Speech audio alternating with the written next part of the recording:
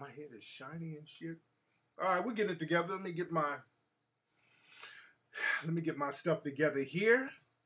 We are live. It is Sunday. Where we at? There's confusion going on here on my page.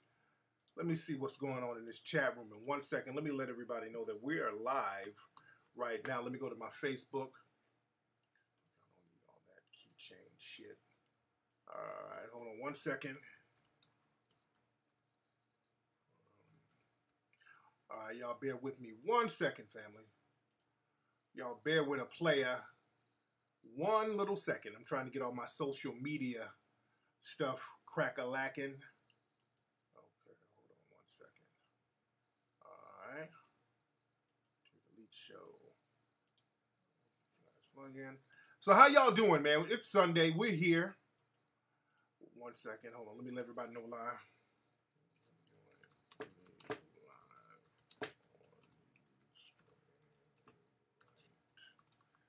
Should have done this before. Call in is 1-850-5404. See, I'm slacking. All right, hold on 1 second. God damn, come on, act right. So I'm here. We got a lot to talk about tonight. I'm just putting all this stuff on my other Facebook page. My Facebook was taken down again. I got put in Facebook jail again. Let me see who's in the chat room. I haven't gone in the chat room yet. Okay. All right. Let's get it in. All right. Let me see who's in this chat room. All right. Oh, we here heavy tonight. Yeah, we in here heavy. Almost 1,000 people already in the first 2 minutes. So it's going to be real lit tonight. We got a lot to talk about tonight. Let me do some shout outs in the chat room. Now, where's Ola? Let me see if my assistant Ola is in the house, because I want to get some mods in the room so we can block the BS early. Yeah, I can't wait for the Morus app. The Morus app, man, we are getting that shit. We're cranking it. We're getting that Morus app popping. So when I come to Boston, bring my own food, okay? Yeah, I'll be in Boston. My first lecture in Boston. I've never done a lecture in Boston. This coming Friday, I want to see everybody in the place in Boston. Go to TariqLive.com. This coming Friday, I will be doing a lecture in Boston. I want to see all my people from that area come on through. Let me give y'all some more of my schedule. That's the 15th. Hold on. July 15th, that's when I will be in Boston. And on July, hold on 1 second. I'm going to let y'all know my schedule. And all this stuff can be seen at TariqLive.com. You know we got a lot to talk about when I get up there. So Friday, July 15th, I'll be in Boston. Saturday, July 23rd, I will be in Milwaukee. Sunday, July 24th, I will be in Chicago. Shout out to Chicago. I will be there. The following week, July 30th, I will be in Cleveland. It will be me, George Frazier, Brother Kaba, and David Banner. Y'all know that's going to be a hot one in Cleveland. So everybody in Cleveland, y'all going to want to fall through to that. And in August 6th, I will be in Phoenix, Arizona. So you can get all the information at TariqLive.com. The tickets for Chicago will probably go on sale tomorrow. Also, the tickets for Phoenix will go up tomorrow as well. All right? And I'm going to name my tour because I was thinking about a name. It's going to be the Melanoid Power Tour. Melanoid Power Tour, because that's what we got to be on right now. Where we at? Where's my chat room here? All right, am I freezing? Where we at, man? Okay, the mic is low. Hold on. Hold on. My mic is low. Hold on. Why? My mic does look low. How about that? That look better? Turn this mic up. That's better? I don't know why the hell is my mic so damn low. Hold on, let me try this. All right, how about this? It's better?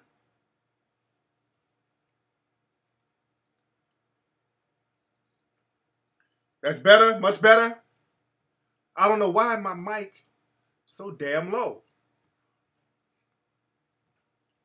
I'm trying to read and look in the chat room. Let me see, because my mic is usually already loud. Let me start digging into my because I don't want no technical difficulties, because there's a lot of stuff to talk about. Where's my settings? Soundboard. Let me look at the soundboard.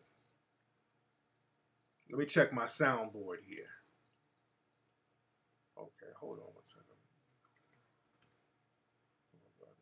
Hold on one second. Hold on 1 second.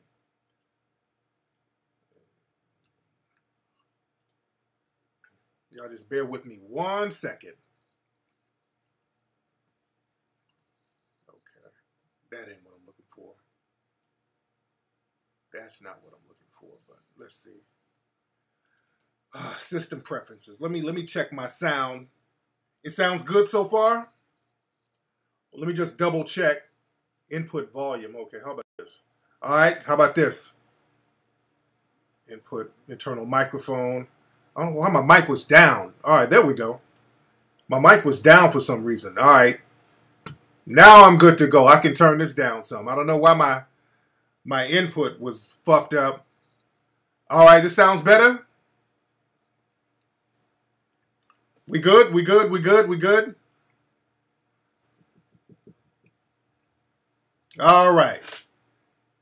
All right, we good. We back in business. I don't have to get down with the sound. I don't know why it went down like that. All right. Let's see who's on the phone. Let's get a quick call in real quick. What's up? Who's calling? Yo, Tariq. Yes. Tariq, this is you? Yes, sir. Who is this?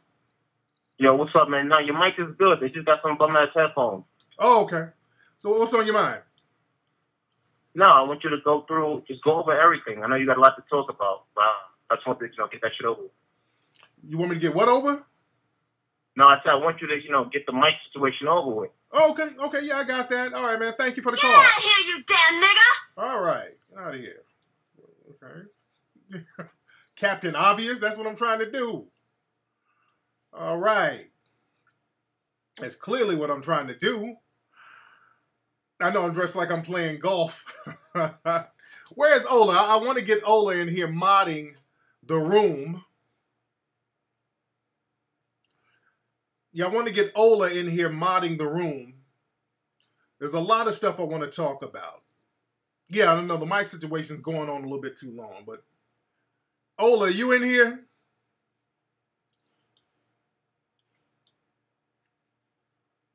I know the nigga called. What's up, Harlem? The dude called in for the mic problems. Hold on. Is it free will? I'm going to talk about D-Ray in a minute. I'll get on that in a minute. I know that's funny what Joy Boston would. I answer the phone and people act surprised. That's crazy. Okay, Ola's in the house. There you go. Everybody say what's up to Ola. All right, I made Ola a mod. Ola, you're a mod right now. And Texas Lady, you know what? I'm going to make Texas Lady a mod because she's always in here. Texas Lady, I made you a moderator, Miss Lady, so you can block people out the room if they start talking stupid. Let me see who else is in here. Where's Harlem? I'm going to let Harlem. Where's Harlem? We get some people that I trust. What's up, James Earl? Where's Harlem Renaissance? There he is. I'm going to let Harlem, he's going to be a mod. Harlem is a thorough brother. All right, who else do I need? All right, so that should cover everything. I got Harlem, Texas Lady, and Ola modding the room right now. But yeah, like I said, my Facebook got taken down again for another month because I said something about Mark Furman. I didn't even say nothing. I quoted Mark Furman. They straight took my shit, and this was like a week or so ago. And they took my shit down. So it's like, whatever, man. You know, I'm not even tripping on Facebook no more, man. I'm so not tripping on Facebook right now, man. My focus is to get more Russ cracking. My focus is to get more Russ cracking. Hold on.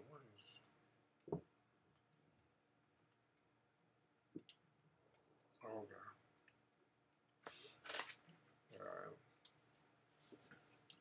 Oh yeah, we're in here heavy. But yeah, Facebook is on that bullshit. We all know that. But more rush is coming. We're working on it now. We're getting all the nooks and crannies and all that shit so we can do our thing. So we don't have to worry about getting censored. But we got to have a real serious conversation, man. The heavy shit is going on. It's going down tonight. Well, not tonight, but just recently. You know, the shit is going down. Black folks played this game with white supremacy too damn long. The white supremacists are going into the next level. They're going into the Nazi, straight up Gestapo, neo-Nazi stage now. And it's time for black folks to get 100% on code. It is time for black people to be on code. The white supremacists are no longer fucking around, which they haven't anyway, but now they're not even hiding it now. The white supremacists are not even hiding it now. The white supremacists now are straight up executing people, and they're doing it because they know they can get away with it. They're executing people on camera now, and they know they're not going to get punished. They're not getting punished at all. And that's what we're having a purge. A week or so ago, a brother asked me, Tariq, do you think the purge will really happen? I said, dude, the purge is happening now. Dude thought I was just talking figuratively. Do you know that this is a fucking purge?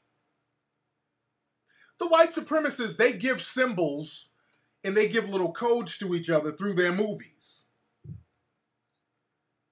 They give little symbols and codes to each other through their movies.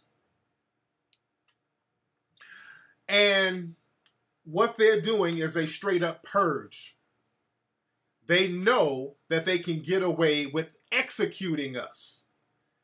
Whether you film it or not, we're filming it, we're catching it on film, and they're still not getting punished. So they're letting you know, we can purge you black people and you don't have any protection. So trying to appeal to their sense of sympathy, that ain't working. We got to be on a strict code. We got to be on a strict code, family. Yeah, I got to check out that Killer Mike interview. And the thing is, family, you cannot show hurt and you cannot show fear. We got to get over this thing where we want to beg them for mercy, and the cooning ain't working no more. They don't care about you cooning. They don't care about you cooning. Yeah, our sister Marilyn Mosby, they're going after that sister.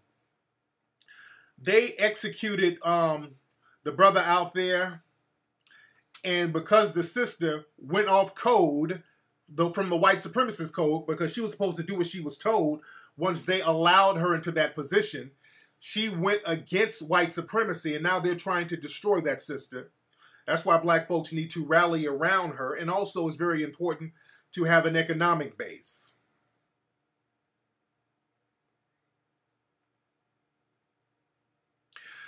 And the United Nations, dude, what's going on is a damn Holocaust right now. This is a Holocaust genocide purge. It violates every human right treaty that the United Nations has. The United Nations, because look, Malcolm wanted to go to the United Nations, and I still, and I'm not so big on that, but I still would like to make an official declaration with the United Nations. I don't know how much they're going to do, because the United Nations always talk about how they're going to talk to the United States about their human rights violations, but what the fuck are you going to do? That's the thing. They always talk about warning the U.S. about human rights violations. They did that back in the 90s with the LAPD when they were violating everybody's human rights. They talk about it, but what are they going to do? I want to know what the fuck are they going to do? And that's the problem. When you don't have a mechanism for the white supremacists to be punished, that's the problem. See, and this is another thing. Black people are talking about boycott, boycott, boycott. Y'all understand, you're dependent upon the white supremacists. So for a boycott to be effective, you have to have a parallel economy in order to supplement the boycott. The boycott has to be long enough to harm whoever you're trying to target. The problem is, black folks want to boycott for 1 or 2 days and then go back the next day and buy all the shit that they should have bought on Monday and Tuesday the next day. So the thing is, black folks got to get off this temporary fix thing. A lot of black folks got to get off this temporary fix thing. And we got to understand that the white supremacists, man, they're circling their wagons. They're not coming to help us. Black folks, we're going to have to look to each other and say, how do we fix this situation ourselves? That's real talk, Jeff. Black people, we think too short term. We got to stop thinking short term. Black folks, we get on this thing where we want to do a couple of things. Like some people were arguing with me on Twitter. I've been lighting Twitter up because I've been trying to get black folks on code. See, black folks, what black folks want, they want, hey, come on, Tariq, what do we do? What do we do? Real quick, just give me a real simple answer of what we can do to stop this real quick. What do we do? And when I tried to explain to certain people about having a code and doing things on certain levels, well, no, what do we do right now? What do we do now? It's that the ant and the grasshopper. You know, the ant was doing work all year, getting ready for the winter, but the grasshopper was jumping around, fucking around, bullshitting, and then when winter came, the grasshopper quickly wanted to know, hey, what do we do? What do we do? While he was starving. See, the thing is, black folks, we got to stop being in fuck around bullshit mode and then want to cram for the test when shit gets thick. And then you want a quick fix answer. There is no quick fix answer. It's about living a code every day. Do y'all understand that? I want y'all to get this. Because see, what black folks want is, okay, I want to go back to bullshitting. I want to go back to watching Scandal. What can I do to let these white supremacists know that I'm mad at them, but I want to go back to all my bullshit? No. That's the problem. You can't go back to the bullshit. Because, see, the white supremacists, they don't cram for the test at the last inning. The white supremacists are on code every motherfucking day. They don't take no breaks from their code. That's what black folks don't get. We want to fuck around and then cram at the last minute. You're going up against the people who practice their religion, which is white supremacy, 24 hours a day. And they've been doing it for the last 500 years. So you want an answer for people practicing something for 500 years. You want something in a 140 character tweet. So you can go back to watching Scandal, listening to your fucking Justin Timberlake and Justin Bieber albums, and trying to be the next Olivia Pope, or the basketball player who's having a white girl party on his fucking yacht.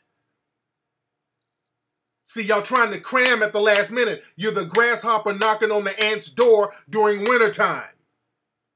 When you have brothers like me, Jason Black, Professor Black Truth, Zoe Williams, other brothers out here trying to lace you with shit every day. Because, see, we do this every day.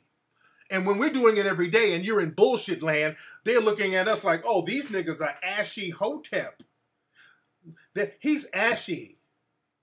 Talking that Africa black stuff. Well, the Africa black stuff sounds real good when white daddy has took his dick out your mouth, and now you sitting there stranded, and now he's coming back with a vengeance. That's why it kills me when people want to ask me, well, what do we do? I'm like, well, nigga, I done did 4 fucking full-length movies telling you what to do. My whole timeline is telling you about what to do. So don't cram at the last minute. You're supposed to be living melanoid empowerment. You're supposed to be living it every day.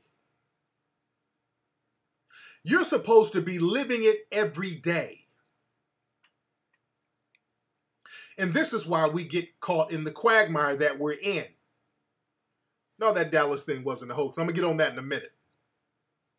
Now, these white supremacists, they killed this brother down in Baton Rouge, Alton Sterling. They killed him, lied about what happened. Another tape came out showing that they pinned this man down and executed him. The other brother out there in Minnesota executed this brother. They were going to lie on him. They shot this man's arm off damn near with a woman and a child in the back. This is how bold and brazen these white supremacists are getting. And let me tell y'all something. The mainstream media, they are on the side of white supremacy. Fox and CNN are basically the same damn network. Don't let them fool you. Fox and CNN is the same thing. CNN tries to pretend to be liberal. They get on every coon. They always get the coons on there. Then they get white folks on there talking greasy about black people. And let me tell you something. Alton Sterling, the brother who got killed out there in Baton Rouge, one of his baby mamas, they had her talking about, well, I don't want to say it's about race, because they done wrote a check for her. Somebody done got to one of his baby's moms, and that's the thing. That's what these networks do. And that's what the white supremacists do. They'll find a coon in your family. They'll test out different family members to see who's the coon, so they can give them a little check, so they can go out in the camera and start talking about, well, it ain't really about race, and I don't really want the death penalty. This nigga, Negress, Sterling's baby mom said that. This hood rat, that's a hood rat. No sympathy. If you're going to do stupid shit that's off code, no sympathy. You're more concerned with somebody giving you some little hair weave and edges money instead of some damn justice. Now, who I have the ultimate respect for, the brother in Minnesota, Philando, his mom, and shout out to Philando, the brother who got killed. Rest in peace for that brother. You know, he was a fan of Hidden Colors. Somebody showed me a post he made on his Facebook a couple of years ago shouting Hidden Colors out. So that brother was a fan of my movies. I'm thinking that his family was on code. Shout out to his girl. That sister's been spitting. The sister, and I know y'all seen the video by now, and I'm not going to show it at all because it's very graphic. It's very sad of him getting killed. This sister, his girlfriend, she was on code when he got killed. She did the right thing. That sister started live streaming on Facebook. And that was very important. And that's why when we do More Us later on, I'm going to get a feature where we can stream live on that. So when you stream, your video will be automatically posted. Because when she was streaming live, while my man was dying, she was streaming, saying what was happening. And they ended up throwing her phone away. You see? They threw her phone away. This is how slick these white supremacists are getting. And she was saying, she was real calm, real cool. She knew not to get upset because the cop was trying to elevate her and escalate the situation and make her upset so he could justify killing her in front of the damn child, just like he killed the brother. Dude, they are they have turned into the Nazi Germany system right now. This is the new Nazi system. So she's being calm. She's like, yes, sir, I'm doing what I'm supposed to, sir. She was explaining. He just got shot. He was about to give her his license to him. And this brother Philando, the white supremacists, they're trying to demonize that brother. The brother was clean as a whistle. The brother was clean as a whistle. Philando, this brother didn't have a jail record. The brother worked at a school with children in the cafeteria. I mean, the brother was as square and as clean cut as you can get. And these white supremacists are trying to find ways to demonize this brother. They done found a picture, which I knew they were going to do. They found a picture of him with one of his friends, and one of his friends had a bandana. And they're like, oh, he was a Crip. So the white supremacists are desperately trying to sully that brother's name. He wasn't no Crip, wasn't no gangbanger. Gangbangers don't work in no fucking school cafeterias. Who is he, the damn Sesame Street Crips? So this is how demonic these white supremacists are getting. And the Daily Mail, the UK paper, they're so desperate. These dirty, rotten, demonic bastards posted a story talking about his traffic tickets. They start talking about all the traffic tickets he got. That's how desperate they were to try to criminalize this man. They went and found about a whole bunch of traffic tickets this man had and said, oh, he had 40-something traffic violations. You gotta be a demonic fuck to really dig that deep to demonize somebody over traffic tickets. He worked at a white school? Hilarious. And let me tell you, and his mom, and I love his mom, Philando's mom, I love that sister to death because she ain't with the bullshit. Because she was on CNN, and this is why they ain't throwing the mic in her face every 5 minutes. But Philando's mom was on CNN, and you know, they had Don Lemonade. They had Don Lemonade interviewing her. Little soft shoe, tap dancing coon. Yes, I said it. That little slick shit you tried to pull, Don Lemonade, and I know you're probably watching Don Lemonade.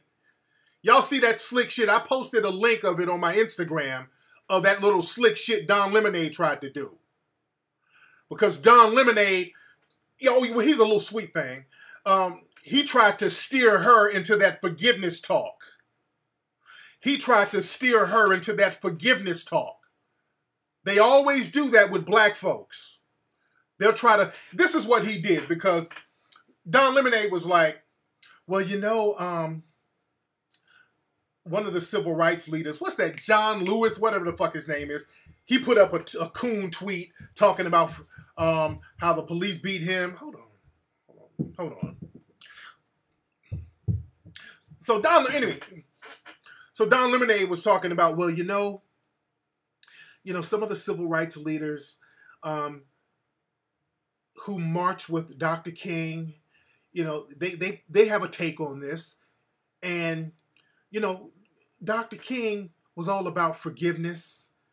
And, you know, what do you think about that? What do you think about, you know, Dr. King's message in regards to your son? You see how slick he tried to word it? He tried to word it and steer. They love doing that. They love throwing Dr. King's name in their bullshit. They've been trying to do that to me all weekend because I've been letting the white supremacists have it. Yeah, John Lewis, that's his name. That old coon. Yes, he is a coon. I don't give a fuck if he's a civil rights. Fuck them niggas. Because half them fucking civil rights dudes were agents and half them niggas helped set up Dr. King. Fuck them niggas. I said it. They love wheeling out some old Negro talking about, oh, this is a civil rights leader from back in the day. You need to respect him. Fuck them niggas. Half them niggas set up Dr. King. Half them niggas who was with King set him up. Look at those last photos of Dr. King. Dr. King is really, when he was about to get killed, them niggas made sure, let me find a picture so I can show y'all what I'm talking about. Fuck them niggas. They think that that's some kind of plus when they mention. Hold on.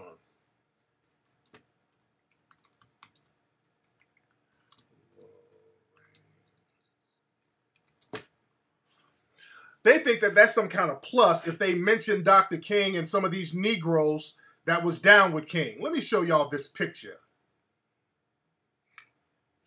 Hold on, because I showed this before. Okay, this one right here.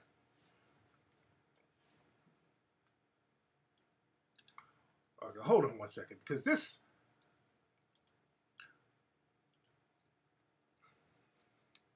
Because see, with Dr. King, just the way they allowed him to get shot like that. Hold on. Because some of those niggas knew what was about to happen when Dr. King got shot. I ain't impressed by a lot of them dudes, man. Like when Dr. King was about to get shot, he was left all in the open by himself. A lot of those dudes were not around him. Like, this is one of the last pictures of Dr. King.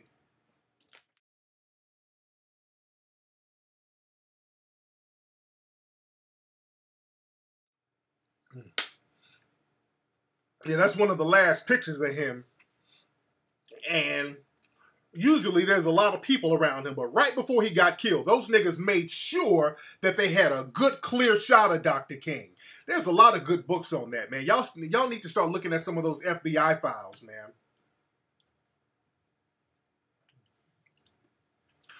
But Don Lemonade was trying to steer Philando's mom into saying that she forgave. And she said straight up, she was like, look, I can forget a lot of stuff, but I can't forgive.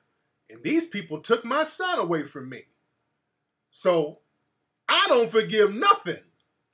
Bottom line. My hat goes off to her. She let Don Lemonade know I ain't forgiving shit. That's real talk right there.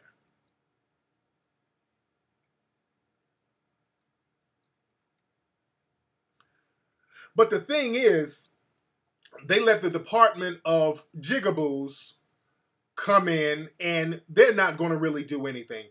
The Department of Jigaboos, they got a couple of token Negroes who pretend that they're running. They ain't running. Loretta Lynch ain't running nothing. They're puppets. The white supremacists control her, Obama, all of them. They can't do anything. They put a bunch of token, powerless Negroes up there. The white supremacists have given so-called law enforcement, which is not law enforcement at all. These are a bunch of race soldiers. They've given them the green light to execute black folks at will, and they will not get punished. And that's where we are right now. That's where we are. And black folks got to be very honest about that. And we got to change our language, because these are not police officers. Because, see, we start talking about fuck the police and all that. These are not police officers. Because when we say, hey, man, I don't want to get shot by no police, and then the white supremacists, they try to counter that by talking about, well, hey, police, you can't say that about the police. We need the police. The police. Then it becomes an argument about police. This is not about police, because if you're pinning people down and you're killing them execution style, you are not a police officer. Black folks, I want you to get that shit in your head. These are not police officers. If you're asking somebody for their license and you shoot their arm off damn near, you're not a police officer. These are race soldiers. You're going to have to, Neely Fuller broke this down. You're going to have to call it what it is. These are race soldiers pretending to be police. These are not police. Black folks, you've got to get this shit. We're not saying this just because it sounds cool. You got to change your language and codify your language so you can understand what you're dealing with, so you can deal with it effectively. Because when you start talking about, man, we got the police is this, police is that, police is brutality. Then what they do, they say, well, what we're going to do, we're going to give money for the police to give sensitivity training so that the police will know how to better communicate with the black. That's a con game, man. Yeah, they don't like the term race soldier. See, the thing is, you can't combat that either, because it's true. And there is no, you can't combat that. Because race soldier, that's not just a name-calling thing. That's exactly what they are. The white supremacists don't like that because they can't counter it. You can't prove that they're not race soldiers, because I can prove you're not a police officer. The white supremacists, I always tell them, show me in the police manual where it says pin somebody down and shoot them 5 times point blank in the chest. Where in the police manual is that? Then they'll change the subject. You got it? If you're shooting people in the chest, point blank range, execution style, you are not a police officer. So it is not about the police. I like police officers. There's nothing wrong with a police officer if you're doing police work. If you're not doing police work, if you're targeting people based on race, you are not a damn police officer by definition. That's what black folks are going to have to get. These are race soldiers out here doing all this killing. And then being protected by these race soldier unions. You got to be very clear on your language. Because the media, they will try to frame it. Now they're talking about well, we just need better communication. That's a lie. They're not executing people because they don't know how to communicate with you. Brother Philando, not only was his Second Amendment right violated because he told the police officer, because he was licensed to have a gun, he had his license on him, the gun permit. When you get pulled over in Minnesota, it is the law to let a police officer know that you do have your license and you do have a gun on you. You're supposed to do that. He was following the law to the letter, and this race soldier shot this man to death anyway. So his Second Amendment rights were violated, Fourth Amendment rights violated, 14th, 13th Amendment rights were violated. So we got to start talking law. We got to get off this whole emotional shit. We got to get off this emotional shit. Please stop crying. Getting us, we got to, no, I know it hurts. I know it's sad, but crying to these white supremacists ain't going to help. And the NRA, if you're a black person in the NRA at this point, kill yourself. If you are a black person who's remotely close to the NRA, kill yourself. You're a coon. The NRA, they have shown their card. The NRA, they're always thumping that Second Amendment. They are the biggest Second Amendment thumpers on the planet. But the minute a black dude gets his Second Amendment right blatantly violated, they are quiet as fucking church mice. The NRA didn't say shit. They gave this bullshit statement because so many people were getting on them. They were like, well, we have to see the evidence. That's the white supremacist answer to we ain't gonna do shit. The NRA has always been an arm of white supremacy. Y'all gotta understand the code words they're talking. Go back to the 1960s with the Black Panthers. The Black Panthers were all about we need our guns, gun rights. And then when the Black Panthers saw this loophole in the California law, where you can open carry, and the NRA, they're always screaming about open carry. Even today, they're always yelling about open carry. But when the Black Panthers were doing the open carry, and Reagan said, we're going to have a law to stop open carry, the NRA supported that shit. They had no problem supporting an anti-open carry law when the Black Panthers figured that shit out. They've always been a white supremacist goddamn organization. And understand this, that NRA and all those people, they were some of the people who were after rappers back in the day, like Ice-T and all that shit. They were after Ice and all these dudes. They're just another branch of white supremacy. And Alex Jones, the Illuminati, the big government, the Illuminati, the Black Lives Matter down here. All y'all niggas who are caping for that asshole, his white supremacist horns, he's gone full-fledged white supremacy at this point. See, people, we've been warning you about these white supremacists, but then y'all want to give motherfuckers the benefit of the doubt. We've been warning y'all about these white supremacists for the longest, and y'all been wanting to give them the benefit of the damn doubt.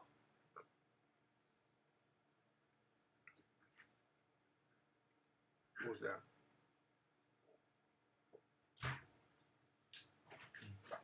So, baby, you leaving? Come here. I'm going to hug you and kiss with my daughter, y'all. You might need to call Bonnie because she said that she said what? She said Journey might not be able to come because she doesn't have the money. And I was like, I told her that, but I was like, you probably have to call her and tell her because you know some people do. You talked to my sister?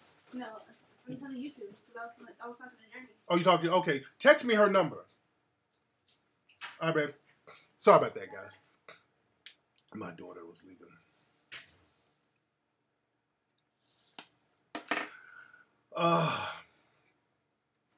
But a little P. No, that's my big girl.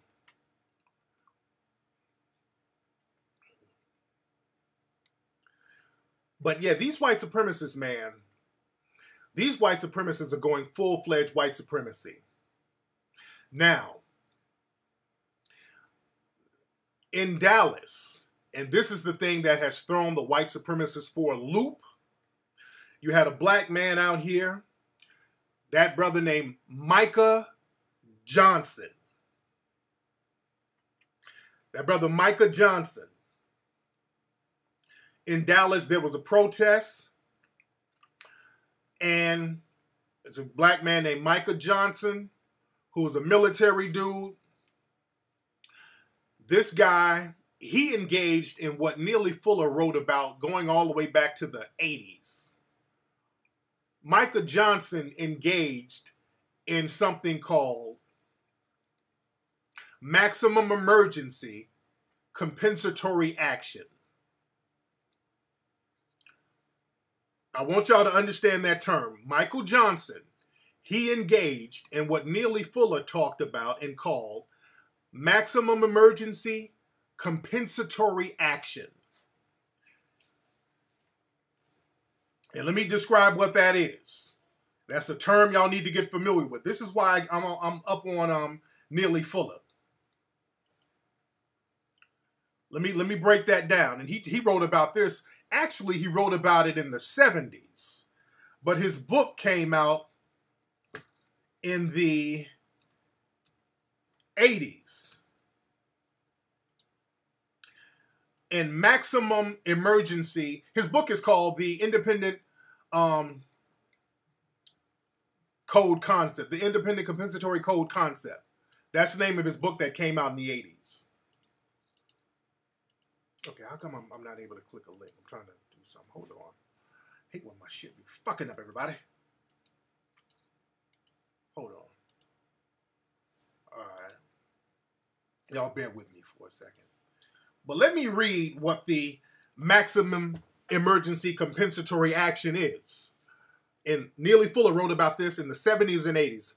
This in this Micah Johnson, he did this to the letter.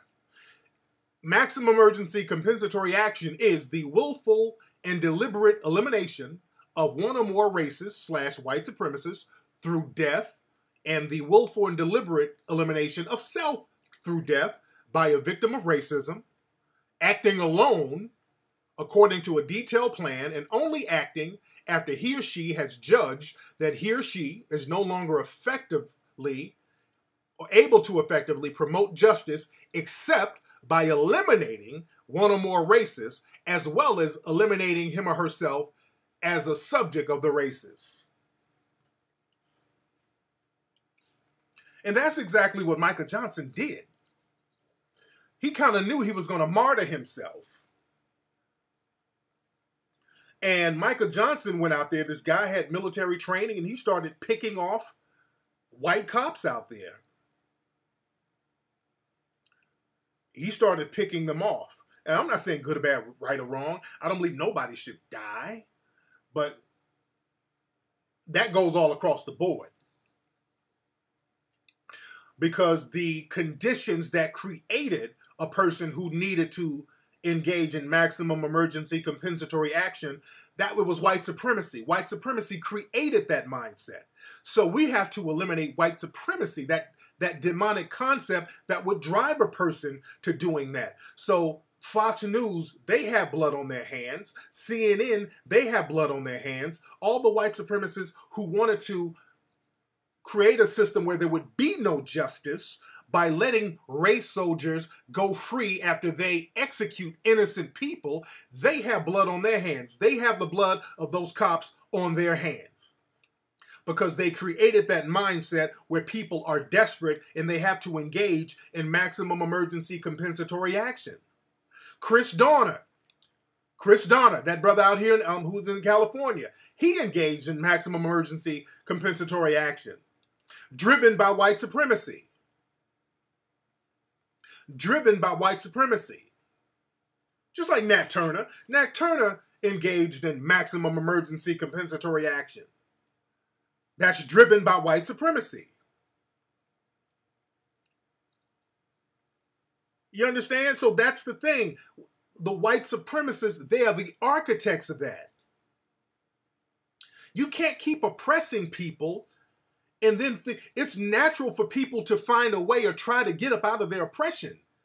You can't put people in a terror state and think that nobody's going to just act out and just engage in maximum emergency compensatory action, especially a person who's a veteran, somebody who's been overseas defending the country to come back to a country that won't even protect them.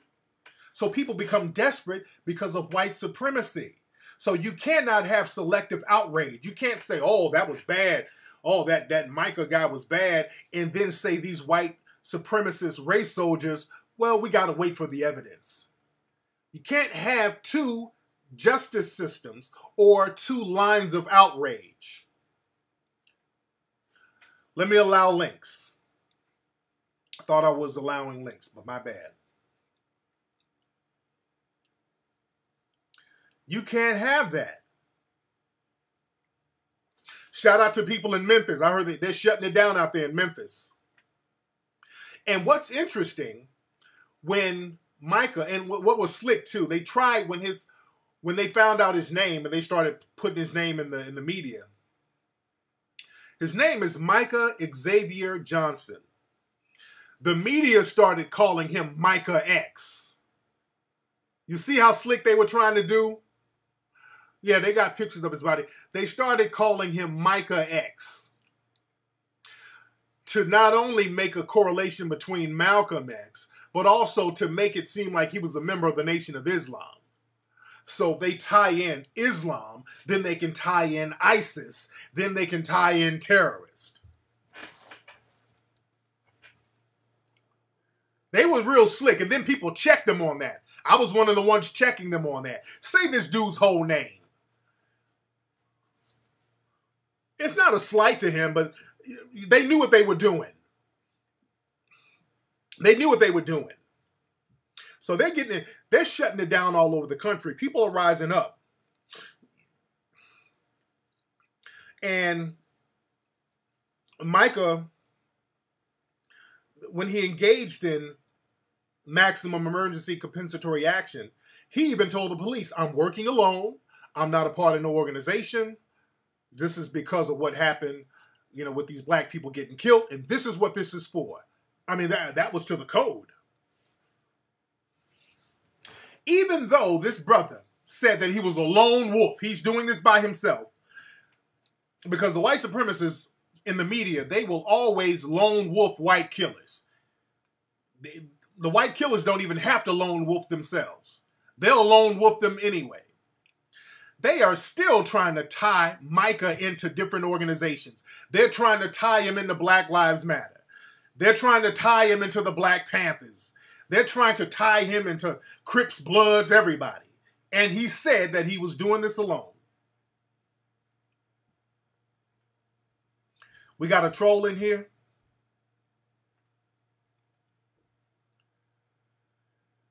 He's not in Black Lives Matter. It had nothing to do with Black Lives Matter.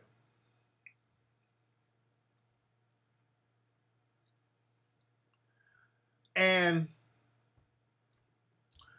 another thing that's interesting, they keep talking about he was a coward and all this, but you know what's cowardly was the way they killed him. From what they said, that's kind of cowardly, the way they killed him. They had to send a robot in to kill him.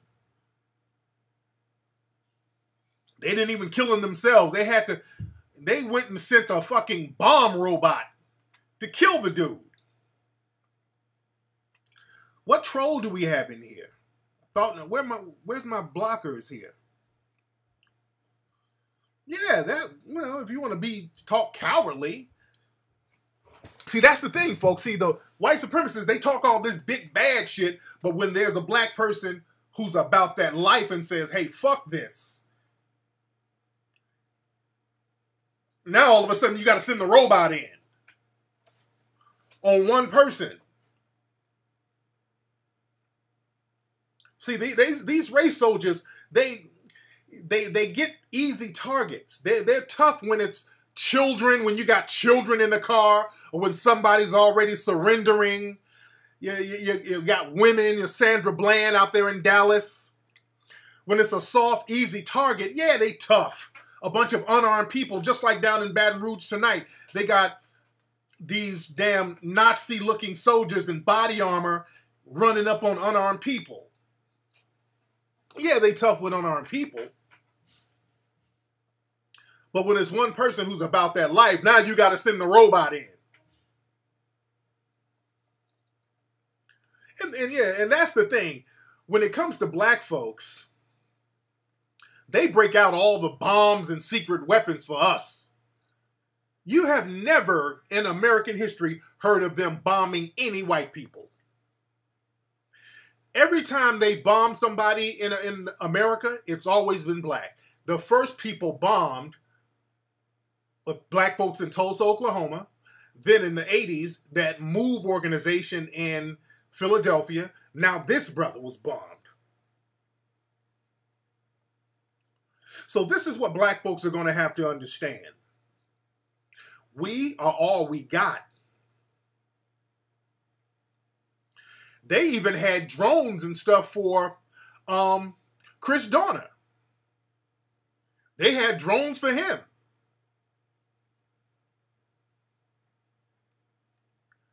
And what's interesting, they're calling Micah a terrorist, but they wouldn't dare call Dylan Roof a terrorist. To this day, they will not call Dylan Roof a damn terrorist.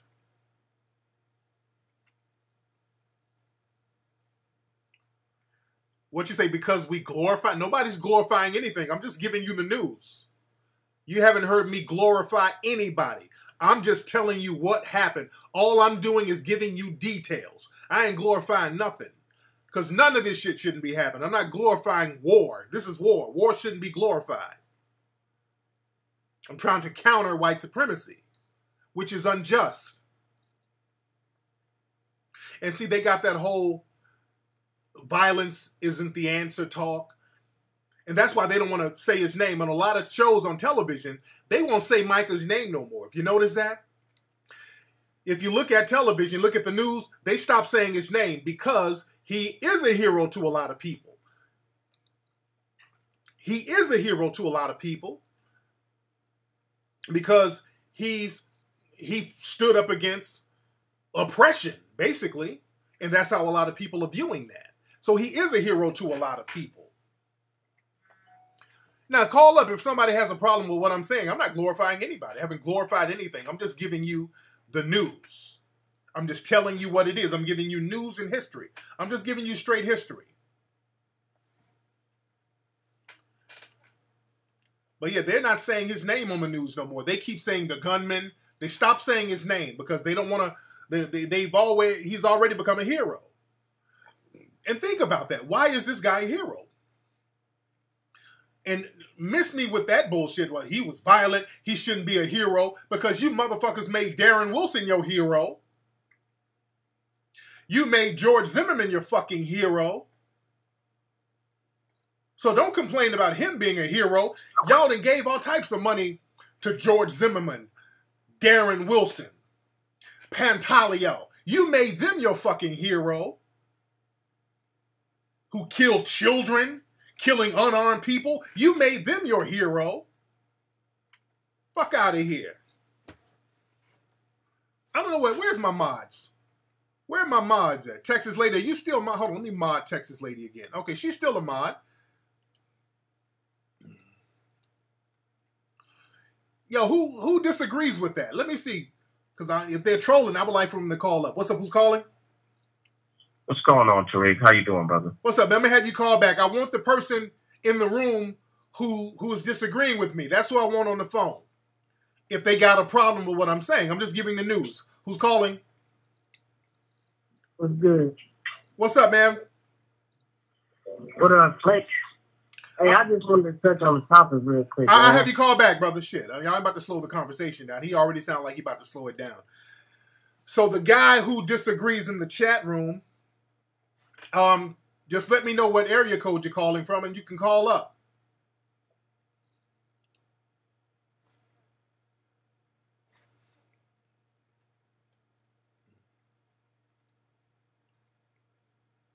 Yeah, anybody who disagrees, you raise your hand. Let me know if you're in here.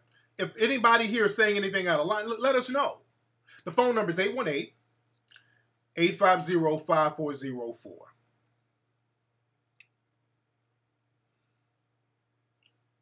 Now, who's the guy?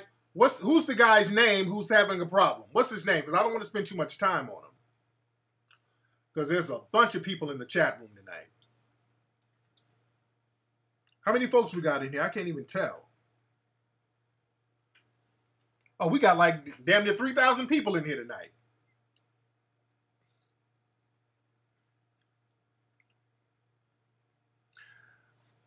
We in here heavy. And by the way, man, I'm going to be in Boston this Friday. Go to TariqLive.com. I will be in Boston this Friday. Go to TariqLive.com to get tickets. I will be in Boston this Friday doing a lecture. We're going to be talking heavy. Okay, somebody's in here trolling for attention. Nobody's, because I'm asking them to call up. Hold on, let me see. Hello? Hello? Yes, who is this? This is Brandon. So, Brandon, were you the person in the room disagreeing? No, but you did say something wrong that I wanted to point out. Go ahead, brother. It was just maximum emergency compensatory action. I was listening to an interview with Nellie Fuller. Okay. And he said it's only maximum emergency compensatory action if the person kills himself. I said that. That's what I said.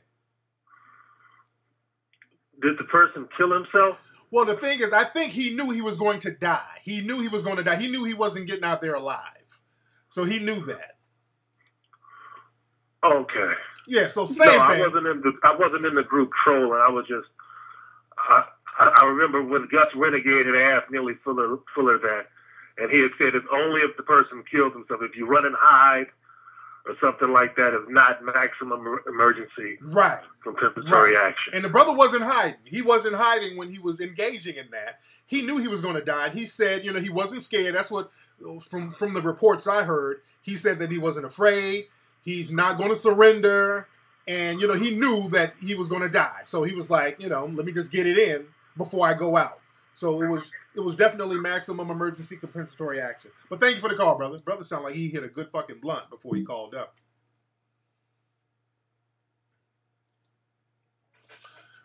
And what's interesting? What's interesting is,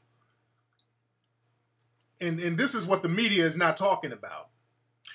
One of the police officers that Micah killed, do you know that this guy, one of these police officers, is associated and affiliated with neo-Nazi groups? I'll say allegedly. I'll just say that just to be on the legal side. Allegedly. He's suspected to be associated with neo-Nazi groups. Let me give y'all that guy's name. And there's a story on Melanoid Nation about that. His name is Lorne. Hold on. Let me give y'all his name. Hold on one second. Let me give y'all that name. Because y'all know I love receipts. His name is, where's Lorne Aarons.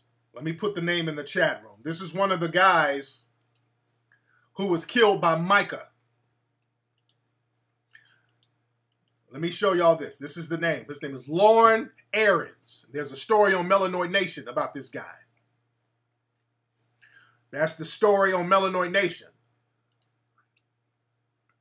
So this guy, one of the white cops that was killed, he's affiliated with neo-Nazi groups.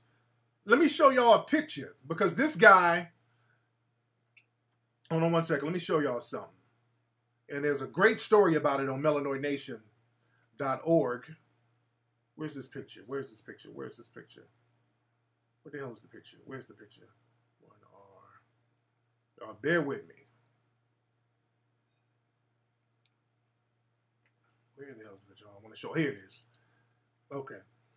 Now, this is a picture of some stuff on his website. Let me see if y'all can see this.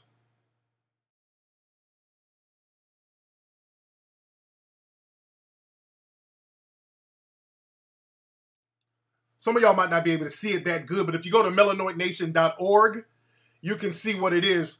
This, I won't even call him a cop, because if you're a white supremacist suspect, you're not really a cop.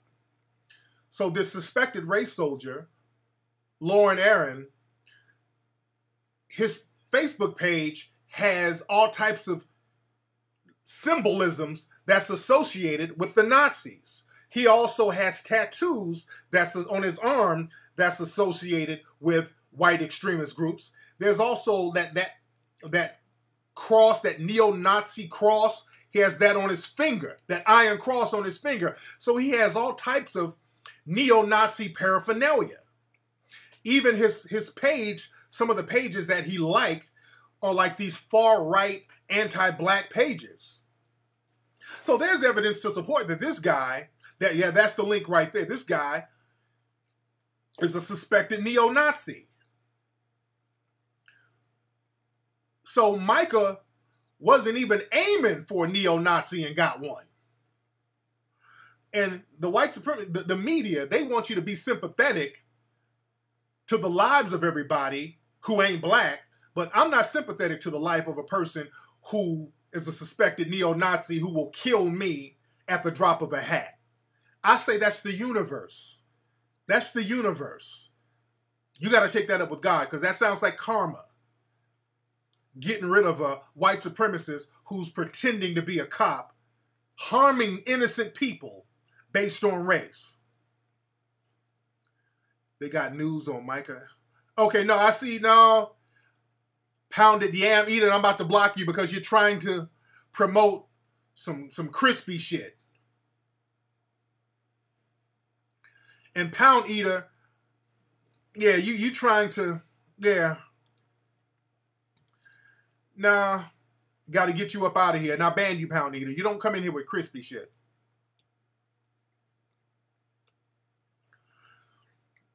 So yeah, that race soldier, one of those cops, is associated with neo-Nazi groups. And there's another brother out there in Houston who got executed. They tried to say he was pointing a gun at the cop. Then video came out showing that the brother had both his hands in the air and they executed him anyway. So that's why a lot of shit is going down. That's why a lot of stuff is going down. Let me get a couple of calls here because we got a lot of activity going on in the room. What's up? Who's calling? Hey, Mr. Tariq. How you doing? I'm good. Who is this? My name is Quentin. I'm calling out of Brooklyn. Nigga, where the fuck are you from with that accent? You Haitian? Yeah, I'm Haitian. I emailed you a link about a young black man that got shot in Brooklyn this morning. Oh, really? What happened? Yeah.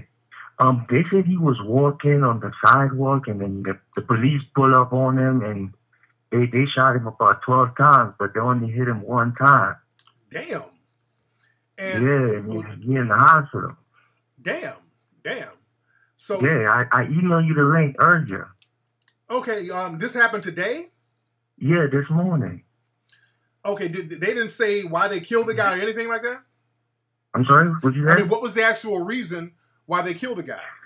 From what I understand, he was just walking and the cops pulled up on him because he grew up in the neighborhood, so basically everybody know him. And I looked on the news, and then they started talking about his prior arrests and stuff like that. And I'm like, what that got to do with him being shot? Damn, do they got a name on the guy? Yeah, his name is Paul. I mean, goddamn, nigga. I mean, he got a last name? I knew him. I grew up on the block with him. I mean, but they're not releasing the name of the cops that shot him.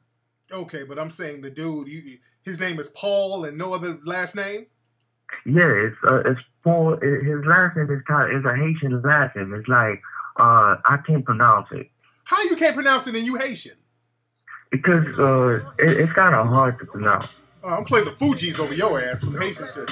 So anyway, man, if you find the link, but I emailed you the link on your email address. Flag for like. Put it in the chat room. Put the link in the chat room.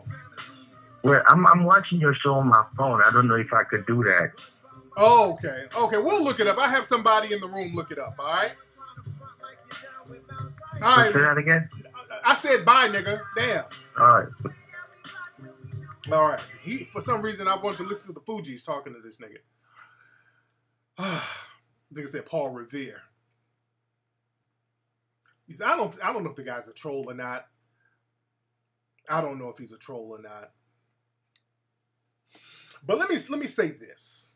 Let me get another call. That call was weird. What's up? Who's calling? What's up, Tariq, man? What's happening with you? I'm good, man. Who is this? This is old Demian Jones, man. What's going on? Hey, brother. How you doing, sir? This is the author. Oh, yeah, man. I'm calling from Baton Rouge, Louisiana. I want to give you an inside viewpoint of this situation. Brother, show light, brother. Show light. What's going on down there, brother? Man, don't get me wrong, Tariq, it's a bad situation all around. I mean, it's turned into a zoo down here, basically. They turned a protest into a tailgating party, basically. Yeah. Basically. Then you have brothers that I've never seen before get on camera and talk about black empowerment when they've never done it before. Yeah. I've seen you do it. And these guys are claiming to be from my neighborhood, from my area.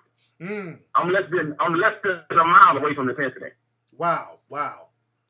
You know what I'm saying? It's terrible, man. And don't get me wrong, Tariq, my heart goes out to his children. Yeah. But he didn't have to die that day. Of course not. Okay? He didn't. When you see the beginning of the video, you hear the crack or you hear the phone turn and you hear the pop of the stun gun and you hear them tell him to get out. Now, don't get me wrong. He was, I don't know if y'all had a term in California, but they call it being hot. Yeah. You know, when you got something on you, you know you don't get patted down because you know you're going away. Yeah. And that's, I think, where things just got, it just way out of hand. It was excessive what they did, and it just, I don't know, it just puts everybody in a bad situation. Absolutely, man. And, they didn't have to. But keep spending that knowledge, man. Keep doing what you're doing. Just like I met you before, proud of you, brother. Keep doing your thing. But it's really a travesty. Minnesota was that was a crime. This here is just a total screw up, and it brings everybody into it. And it just, it's just sad all the way around. Yeah, it is, man. It's crazy, man. But hey, man, keep your head up out there, brother. Thank you so much. For sure, man. Y'all be good. Yes, indeed. Let's see who else we got here. What's up? Okay, there we go. So I'm getting wrong numbers here. What's up? Who's calling? Hey, what's going on? Tariq, it's Jerome from South Carolina, man. Hey, what's good? How you doing, Rome? What's going on, man? Not much, man. Hey, I have a quick question for you. Well, first of all, I got all 4 of your Hidden Colors DVDs, man. It's changed my life real tough. Much respect to that. But the question that I got, if the United Nations, if they were to be brought into the situation, what kind of power do they actually have? Like, what can they actually do? That's a good damn question, because everybody's been asking that question. And from what I'm understanding, man, the United States got the UN in their back pocket. I mean, the UN sounds like 22%, right? They donate like 22% of the United Nations funds, right? Yeah, and I'm trying to see when has the United States ever been reprimanded by the UN? You understand? So I'm like, shit, if the UN is in the back pocket of the U.S., I mean, we really all we got. So we got to start thinking of other situations. We don't have a big brother to go to. So we're going to have to start. Behind enemy lines. Yes, indeed. So we're going to have to start looking at each other, man, because the white supremacists, they don't give a fuck. We can't keep trying to appeal to their sense of sympathy. So we're going to have to look at each other and say, okay, it's time to get on code. But thank you for the call, brother. All right, brother. Yes, indeed.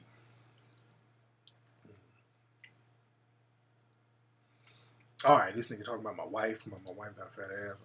I'm getting him out, anonymous. All right. And another thing, speaking of these protesters, like my man called up and said, they done turned this shit into a tailgate party, and that's the freaking problem with some of these protests. Because these protests, man, especially down there. I'm seeing a lot of shit coming out from Louisiana of people playing. Some other places, you know, people are a little more serious. But don't turn this shit into one big block party. Because black folks got a very bad habit of doing that. All of a sudden it turns into a twerk for justice contest. And also, you're going to have to watch out for some of these people who the media keeps trying to turn into our leaders. One in particular is D-Ray Mackerson. Now, D-Ray, and I've been talking about this on Twitter all day. Now, it's no secret, me and D-Ray, we don't get along. D-Ray has said little slick shit about me in the past. I'm not a fan of D-Ray, but look, I don't want nobody to get hurt. Now, earlier to this morning, there was some white supremacists talking about harming him, and I won't let that happen. That's one thing I wouldn't do. You know, I put all that shit aside to not let a white supremacist harm another black person. But he's, you know, D-Ray Mackerson. Now, a lot of y'all don't know who the fuck he is. Most black folks don't know who he is. He's known on Twitter and by white people. He's known on Twitter and by white people. The white supremacists, the white media, they've been trying to make D-Ray Mackerson the black leader for the longest. They've been trying to crowbar this nigga into the black leadership position. They keep trying, and this is the white media doing this, which is already a red flag. But the white media, they keep telling us that he's the new Dr. Martin Luther King. He's this black dude who literally came out of nowhere. Nobody knows where the fuck D-Ray came from. But they put him in the media. All of a sudden they said, hey, everybody look over here. This guy right here is your leader. So he's a Black Lives Matter activist, and he's gay. So he's a gay activist as well. Nobody's shitting on his sexuality. Only Twitter knows him. He's only known on Twitter. Just like in the chat room, people are like, who the fuck is that? A Twitter activist, pretty much. But they've been trying to push him into the Martin Luther King position, and they were trying to make Netta like Coretta Scott King. Where's that picture of Netta in Walmart? Somebody find that picture. Somebody find that picture of Netta in Walmart with the bullhorn. So, D-Ray, they've been trying to, look, if you're trying to go for justice, I have no problem with you. I got no problem. But I got a problem with D-Ray and Netta because, you know, y'all remember a couple of years ago, Netta and them called my show with some straight bullshit. And they were trying to discredit real grassroots people. But Netta and D-Ray, their whole thing is going to places, getting beat up and arrested, and that's their thing, and doing photo ops. That's kind of their thing. They show up somewhere, get beat up, do a bunch of photo ops, and then the mainstream media says, "Ooh, look at your leader." Yeah, Netta and all them, they're tied in with Fraudinista Jones. They're tied in with that whole fraud crew. So, and we talk about Netta. Netta's been caught doing so much fraud shit is ridiculous. We exposed that years ago. This nigga said, Rosa Pork. Nigga, you petty as fuck. Bill Mason, y'all ain't gonna talk about people like that now. Stop it.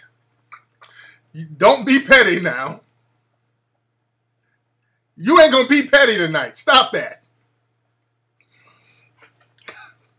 But you ain't gonna be fucking petty tonight. Stop it. Y'all ain't gonna do that shit tonight. Y'all ain't shit. Y'all niggas truly ain't shit. You going to hell and everybody in the room is going to hell with you. You don't talk about people like that. Y'all ain't shit. I swear y'all niggas ain't shit. But so they go to places and they protest. What picture is this? What? Hold on. So they go to places and they get arrested. And they went down there to Baton Rouge. And D-Ray got arrested. Then it started trending and all that stuff. Did you say Harriet Tubby? If y'all don't stop, cut that fucking shit. Will y'all fucking stop, dude? Y'all some petty ass niggas, man. Look, don't talk about people. So I'll cut that bullshit out. But D-Ray went down there.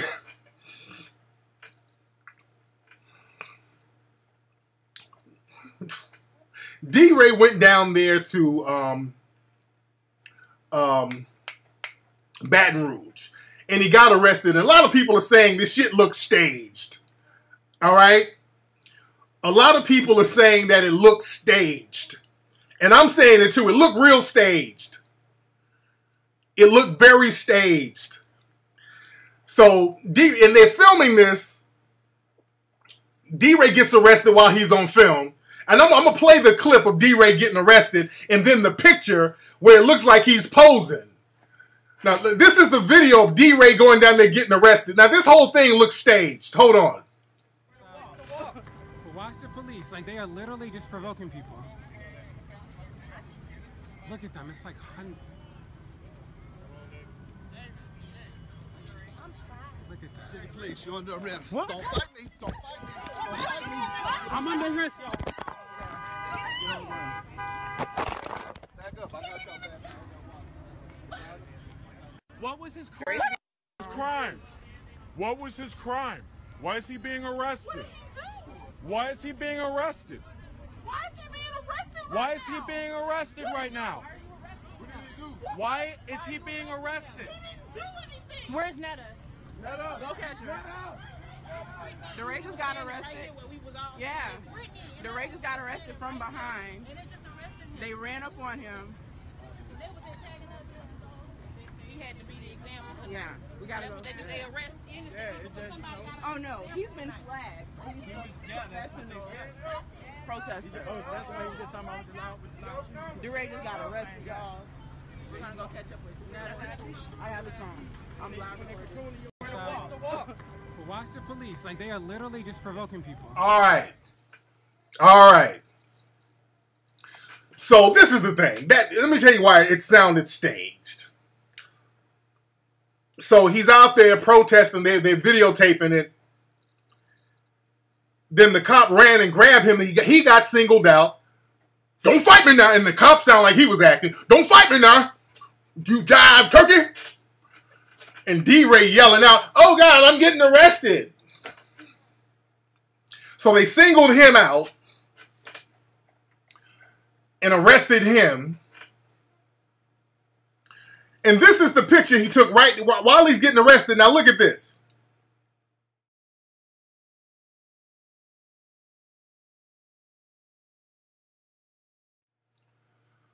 So now he's getting arrested. They take a picture of him getting arrested where it looked like he's posing. They tie his hands behind his back. I know that shit sounded like acting. Don't fight me now. All right. Don't fight me now. Don't. Ray! It sounds. Oh Lord, I'm getting arrested. Right there, when I first heard it, I'm like, okay, this kind of sounds weird. When you start putting a bunch of stuff together, then that picture of him with his hands behind his back, posing, it's like smirking, like get my good side.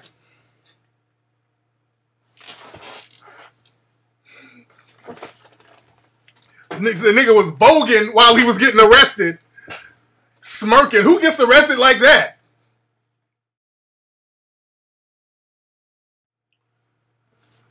So I'm looking at all his arrest pictures, and he's smirking in a lot of pictures. A lot of pictures, he's smirking.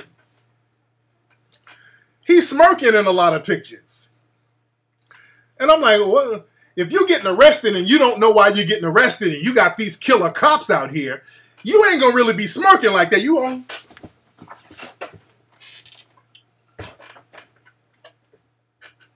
I'm arrested, y'all. You giving the duck lips while you getting arrested. So that right there looks kind of funny style. I'm like, you got killer cops out here. These cops are killing people. And you smirking. What the fuck is this? Showing off his shoes. Like, oh, get my shoes now. Help! I'm like, okay, all right, all right. All right. So that looks funny style. Then, this is the thing that's the kicker. And let me find the tweet.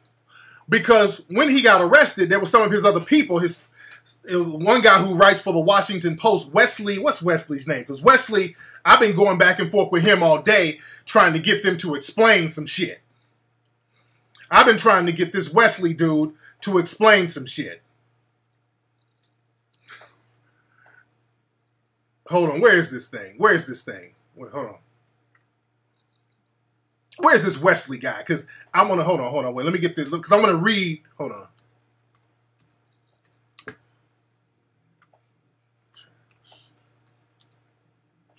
Hold on one second. Because this is the thing. Because some of the shit I can be like, okay, y'all can explain certain shit away. All right, whatever. Certain shit could possibly be explained. Hold on, let me find the text. But one thing they can't explain, man. Hold on. Let me find this thing. Y'all bear with me. All right. Wesley Lowery. Now, Wesley Lowery, he's a writer for the Washington Post. And man, I've been trying to, and this Wesley dude, he's not making sense. I've been trying to get this dude to make sense of this. He got a text. He's like, I just got this text message from D-Ray, who's been arrested in Baton Rouge. He said he's being held with 33 others. And the text message says there are many people whose ties are too tight, and the police are denying all requests to loosen. Some people cannot feel their fingers. Incredible sense of community here. I love my blackness and yours. So he's supposed to tweet. He texts that from jail. So I'm like, wait a minute. Because what they're trying to do, they're trying to make him the Martin Luther King of this generation. And that's his version of the letters from Birmingham. Dr. King wrote a letter when he was in the Birmingham jail for protesting. And that's what they're trying to do with D-Ray. They're trying to set it up so that he can be the gay version of Dr. King. And that's his letter from jail. But here's the fucking thing. You can't have a cell phone in jail. Duh. They forgot to clean that up a little bit. Because see, what they're trying to do, they're trying to give D-Ray street cred because black people don't really fuck with D-Ray. And they've been trying to push him as the black leader, but 99.9% of black people don't know who D-Ray is, nor do they fuck with D-Ray. Let's be very clear. Let's be very clear. So, this whole thing where he was texting from jail, that don't make no damn sense. I've been to jail many times. Yeah, that's not a secret. I've said that many times. There's nothing that I hide. Motherfucker, I got a pass. Don't judge me. I've been to jail many times in different states. I've never seen any place where they let you have your goddamn cell phone in jail. And I know they don't do it out there in no damn Louisiana. Let's stop with the bullshit. Let's stop with the bullshit. That nigga was not texting from no damn jail cell. Let's stop that. And nobody can explain how he was text messaging. How you texting with your phone? How you got a phone in jail? How you got a phone in jail? They take all your stuff. Hell, in LA County, not only, and this is when phones had batteries, they'd make it take you. You would have to dismantle your phone. you would have to dismantle your phone before you went to jail. And some of his supporters, they've been trying to reach and twist logic to explain, well, some jails are different. I don't know no damn jail in 2016 that let you bring a fucking cell phone in it. Well, I got a cousin who worked at a jail and they had cell phones. Those are prisons where niggas smuggled phones over a period of time through an underground network. You don't get arrested and you got your phone. This nigga is not no mastermind criminal where he smuggled a fucking phone in jail. All right? So nobody can explain how he had a damn phone in jail, and we kept pointing that out. Then they tried to clean it up. Oh yeah, Wesley's response. Which one? Oh, his responses became just asinine and desperate. I'm gonna get on that in a minute. And then when we said, hey, wait a minute, you can't have no phone in jail. That's the last thing they're gonna let you do is check in a phone. Then they tried to clean it up and said that he had a phone in the van on the way to jail. Now let's look at that. Let's look at that. Because come on, my thing is if you got arrested and whatever, cool. But if this is some kind of publicity stunt, I ain't with that. And when you tell me some shit that don't make no sense, and I'm a motherfucker who'd been to jail, been in cop cars and all that, I know for a fact you ain't gonna be on no damn text. You ain't text messaging in the back of a fucking police van while you're detained. So they tried to clean it up saying that he had the cell phone text messaging the media and his friends while he was in the van. Hold up. Because y'all forgot about this picture. They put his hands behind his back, remember? Y'all keep forgetting. They didn't plan their lie out good enough. They didn't plan the bullshit out good enough. His hands was behind his back. So what? When he got in the van, they took his hands from behind his back? Because you know that's bullshit. They're not going to put you in a van and then uncuff you.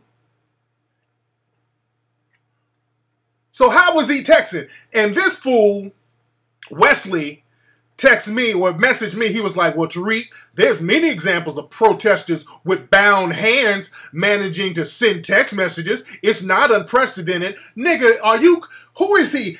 Is D-Ray Harry Houdini now? Is this nigga David Blaine a fucking magician? So now you trying to tell me he was texting handcuffed with his hands behind his back? Oh, Lord. Oh, God. This is horrible. Sin, this is so bad. Sin, what you talking about, dude? Come on. Don't sell us no bullshit. Wesley, come on, man. Come on, dude. Don't sell me no bullshit. That was staged. Y'all can't even explain how the dude was texting. Y'all didn't think the plan out all the way through. You didn't think your plan out all the way through. Y'all didn't think people were going to kind of put two and two together.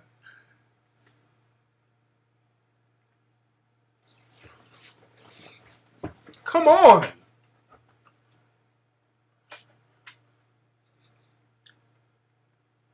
Dude, the police are not going to put you in a van with your hands and then take your hands loose. You weren't texting behind your back. Come on. Who y'all talking to? See, they're trying to give him so much street cred. If, oh, he went down here and got arrested, so he's real with the people and all that. But y'all forget real street people or people used to be in the street. We know what the fuck is going on. That don't make sense. The last thing they're going to do is let you use a text or a cell phone in a cop car or in a van or let your hands loose or not check you. You think because these cops are on edge, a cop or a group of cops in the next state over down there just got sniped. And they know that people are trying to get at cops now. Do you honestly think they're going to put somebody in a cop van without checking them? and without making sure they're secure and detained correctly, and they're going to put you and transport you, and the block is as hot as it is right now. I'm just talking on some street nigga shit. A street motherfucker know the game.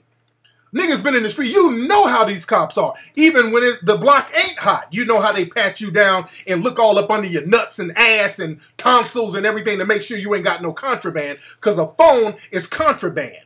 They ain't letting you have no fucking phone texting in the back of a damn van. Y'all sell that shit on somebody who don't know no fucking better. They ain't letting you text on no phone in a damn van. Then they say they were all in a cell together. That's another thing. What jail they letting men and women in the same damn cell? That's another thing that sounds funny. So they probably staged this whole event. They put them somewhere off in the cut, so then they can come out and also the jail can get their little money, because when they were locked up, they had a little fundraiser. That little crew always has a little fundraiser to raise money to bail them out. They've been doing that since Ferguson. So now this is what they do. Let me put y'all up on the game on why this would be staged. This is the thing, because when you have all of these uprisings and then you got people out in the streets and there's no real organization, people are just out there on some rah-rah shit, is a lot of confusion. After a while, somebody's going to say, hey, I'm going to start bussing on some fucking people, man. So they don't want it to get to that point. So what they have to do, they have to create a diversion, and they have to create a centralized focus of attention. So what they do, they get somebody and they say, hey, this is the leader, so we're going to arrest the leader. So now everybody focus on us arresting the leader. We're arresting this guy, so everybody come on down. Now the word is out with all the protesters, hey, D-Ray just got arrested. We all need to go down to the jail and focus on getting him out. Now it's a free D-Ray rally. So you ain't focused on no rah-rah shit or nothing. So now your focus is now, let's free D-Ray. And even on social media, it's D-Ray in jail. So now the focus is on D-Ray getting him out. That's a classic diversion tactic. Let me see. Hold on, let me get on that in a minute. Let me see what Wesley is still trying to say. There are many examples. Let me see. Handcuffed in the back. Meanwhile, somebody's photo with my hands zip tied and dark around my eyes. Okay, what is Wesley is still trying to sell bullshit. But that's the game.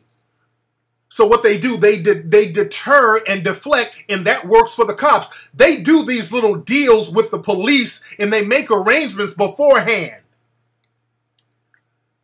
They make little arrangements with the police beforehand, dude. Y'all remember when Bree Olson went up there in South Carolina and climbed that pole and took the flag? That was pre-planned because of all the protests out there and all that stuff. So what they do, the police will allow somebody to do a symbolic gesture so that the energy can die off a little bit. So when they had all that Confederate flag shit going on up there, remember, with the Confederate flag thing in South Carolina, there were some brothers in the streets out there giving the damn Klan and the skinheads that fucking work. Them brothers was out there beating the shit out them skinheads. And I was talking about that when I was out there in South Carolina. You had some brothers out there on some, not them fuck niggas who came to my lecture out there trying to disrupt it. Those are nobody niggas. There's some real ass dudes out there in Charleston, South Carolina who's about that work, and my hat goes off to them guys and much respect goes to them. But they were putting in work out there in the streets. So they wanted to get rid of some of that energy. They didn't want brothers thinking like that. So they had Bree Olson and all these people do like this symbolic gesture where she goes up, the cameras are there and all this old stuff. She goes, hops up on the pole, take the flag down, do a bunch of photo ops for all the magazines and the news. The cops are sitting there like, argh. Then they quietly, calmly arrest her. You dig? The police allow that. So when these people say, hey, they call down there to law enforcement and they say, hey, we're going to come out there. We're going to do a peaceful thing. Some of our people want to get it. Let's stage an arrest. We'll get some money to give to bail everybody out. So it's a win-win for everybody. Because they get to get bailed out. The jailers make a little money. They get the riot. They dissipate the energy. They get a lot of people out the streets. They get to do their little photo op. So it's a horse and pony show. It's a horse and pony show.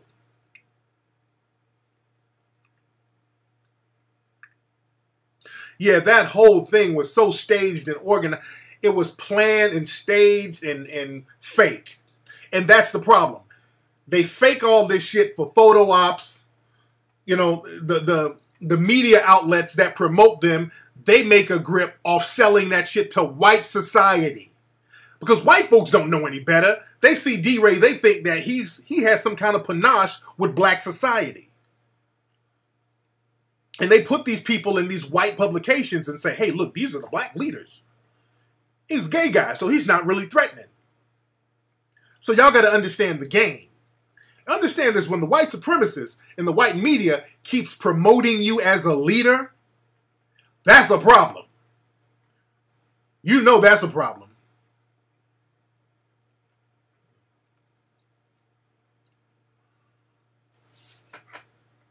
So now they're already setting it up to dissipate the energy and put it on D-Ray as the black leader, so that as the black leader, whenever it's time to start shifting the information and the energy to gay issues, they'll be nice and ready. It's real heavy stuff. What's up? Who's calling? Hey, Rick, what's going on? It's Jay, man, out of Philly. Hey, what's going on, Jay? Yo, listen, bro, I want to ask you 2 questions, but the first question I want to ask you is about this guy, Micah Johnson, man. Like, just using simple logic, this is how you talking about D-Ray. Now, this guy, the Black Lives Matter movement in Dallas was a spur-of-the-moment event. This wasn't nothing that was planned out. Right. This was happening within the, 48 hours. This happened. So you mean to tell me this lone gunman who was an Army vet, Army reservist, whatever he was able to plan out his attack as far as knowing exactly where officers were going to be, what Bill was going to take the best vantage point and not hit any innocent civilians, no white, all he shot was cops. Everybody that was involved in the incident was government people. From Micah Johnson, he was ex-military, to all the police officers was all government people. Everybody was government involved. It's like, you know what I'm saying? There's no way he could have planned this out, a lone gunman by himself in 48 hours, number one. Number two, they had to blow him up with a bomb. How did a negotiator get close to this guy? They got some statement saying that he said he wanted to kill all white people or something. How did a negotiator get close enough to this man to where he could get his statement, but they couldn't arrest him and apprehend him? They had to send a robot to blow him up. Hey, I know. I'm just going by what I know with the facts, because when people start throwing these other conspiracies and they don't have no proof, it's all conjecture. So that I don't know. I'm just going by what's plausible, and it is plausible for people to just wake up and say, "I'm going to engage in maximum emergency compensatory action." That is a plausible thing, and it has happened before. So if I see anything to the contrary of that, then I'll look into it. But there was a sister who did get hit. A sister got shot in the leg. So it wasn't just all cops who got shot, but it is what it is. But thank you for the call, brother. See, that's the thing. A lot of times, brothers got to stop reaching for the conspiracy, because then you have no evidence, and dudes just want a conspiracy just to have a conspiracy. And that's another thing. Let's not do that. Let's not have a conspiracy just for the sake of having a conspiracy. That's why niggas like Alex Jones, and that's why Alex Jones, he knows how to appeal to the black audience by spewing his conspiracy bullshit, but it's really a cloak for his white supremacist views. Let me see who else we got here. What's up? Who's calling? Hey, how you doing, Tariq? This is Officer Muhammad. Hey, bro. Hey, where you calling from? I'm calling from Indiana. I don't want to give the exact location. There you go, brother. So you're an actual police officer? Yes, I am. I'm a police officer. So what's it like dealing with the department now as a black man? Well, let's just say it's not really tough because you have a certain ideal that you live by, ideal of truth. You basically go by the ideal that, the truth matters above all. It is, important to remember that, you were black before you the police. Yeah. That's nothing you want to forget. But at the same time, no matter what happens, I'm always going to stick with the truth. And now the caller that just called, I have to agree with him. I don't have all the evidence to tell me that this was a setup, but, I'm a Muslim as well. And certain things that I see in reference to how they do Muslims, it kind of correlates with what happened here. I mean, I don't know if you remember, Muhammad Ali just died not too long ago, right? And it seemed like his death set off a very positive attitude towards Muslims. It was almost like, people went back to what he said against Trump and how Trump was like, oh, we don't care about Muslims, this and that, and keep them out of this country. And then Muhammad Ali spoke up for Muslims, just like he spoke up before. Now, when he died, everybody was like, oh, wow, this is one Muslim leader that we can all, kind of, come around. And then all of a sudden, what happened? This gay guy, or we didn't know he was gay at first, but he goes into a club and shoots 50 people. No, he shoots 100 people, kills 50. Okay. And then all of a sudden, we hear that what was it? The SWAT team came in, and that's when all these people started dying, and it just kind of was like, what a coincidence, Everybody's kind of down on Trump, and they're using Muhammad Ali's death as kind of a spark plug to say, hey, there are many great Muslims out here. And then the same thing happens here, meaning, dude, brother, y'all got this thing. You another one of these conspiracy dudes going all around the block with shit, man. It's the same thing here, though. This is what I'm saying. You had 2 killings in 2 days of 2 black men by police officers, and that's obviously going to enrage everybody, including me. I was upset. I was like, damn. You know what I'm saying? The video said it all to me. They could have definitely handled everything a lot better. I mean, our tactics teach us common sense, dude. This is common sense. At the same time, right after that happens, like the guy said, this whole Black Lives Matter, we already talked about how Black Lives Matter is somewhat of a government entity. It's not ground roots. It's not you. It's not anybody I've heard. It's and then they put a picture of the guy who coordinated this event. It was a white dude.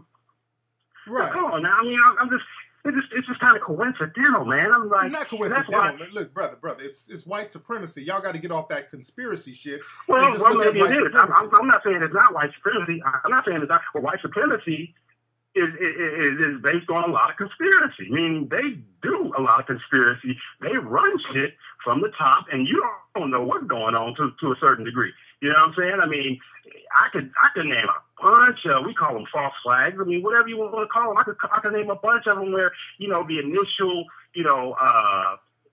victims or the initial witnesses, it was 3 white male suspects. It was 3. I saw 3 guys.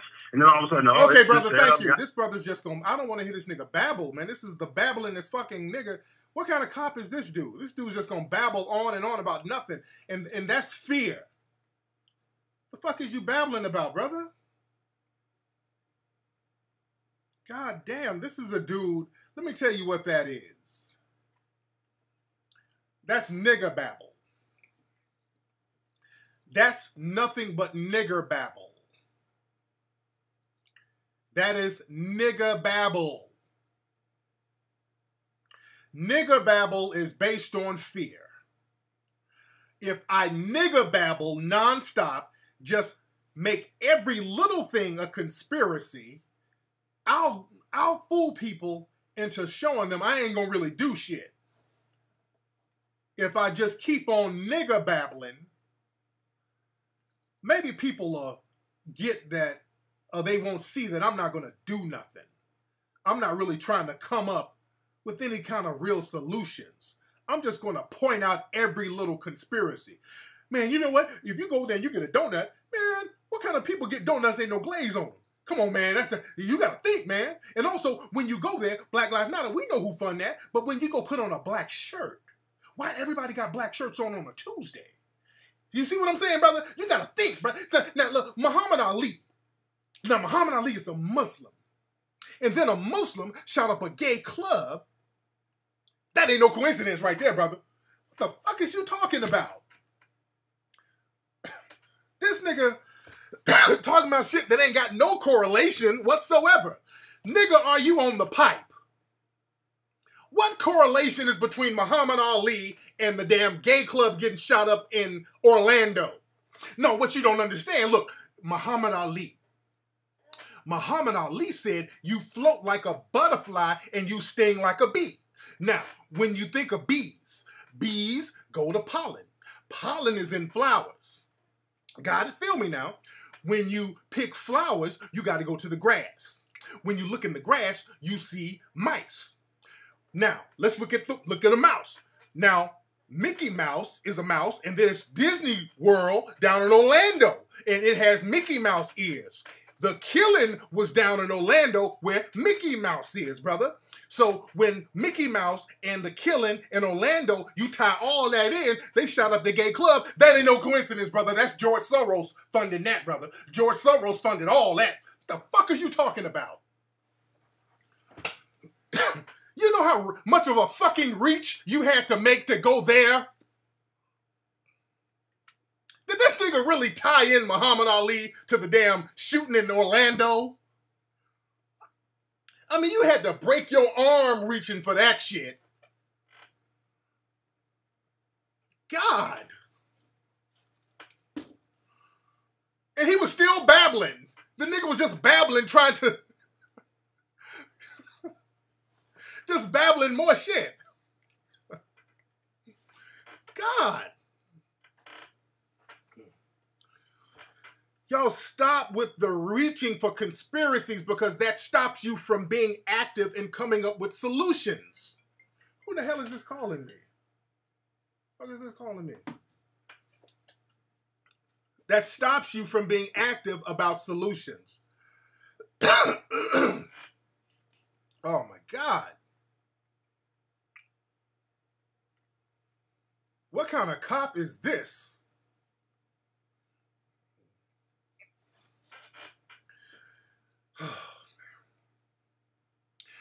Who is that? Who is that police officer? There's this white cop that a lot of black people are praising on Instagram. There's this white cop. Y'all know who I'm talking about. He's this bald-headed white guy. Somebody said he's married to a black lady. I'm not sure. But he goes down to the hood, and he's real nice to all the black kids. And people are really praising this guy. Who is he? Y'all know who I'm talking about. Because I've seen a lot of little memes and videos of this cop. And I think black folks are trying to raise money for this cop and all this shit. What's this guy's name? What's this guy's name? Norman? Is Norman something?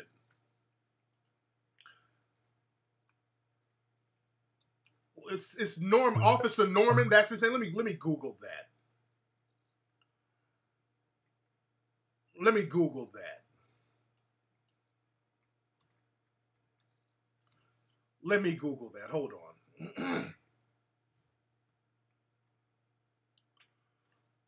Hold on 1 second. Officer Norman. Hold on 1 second. Y'all give me a second. Y'all give me a second. Officer Norman.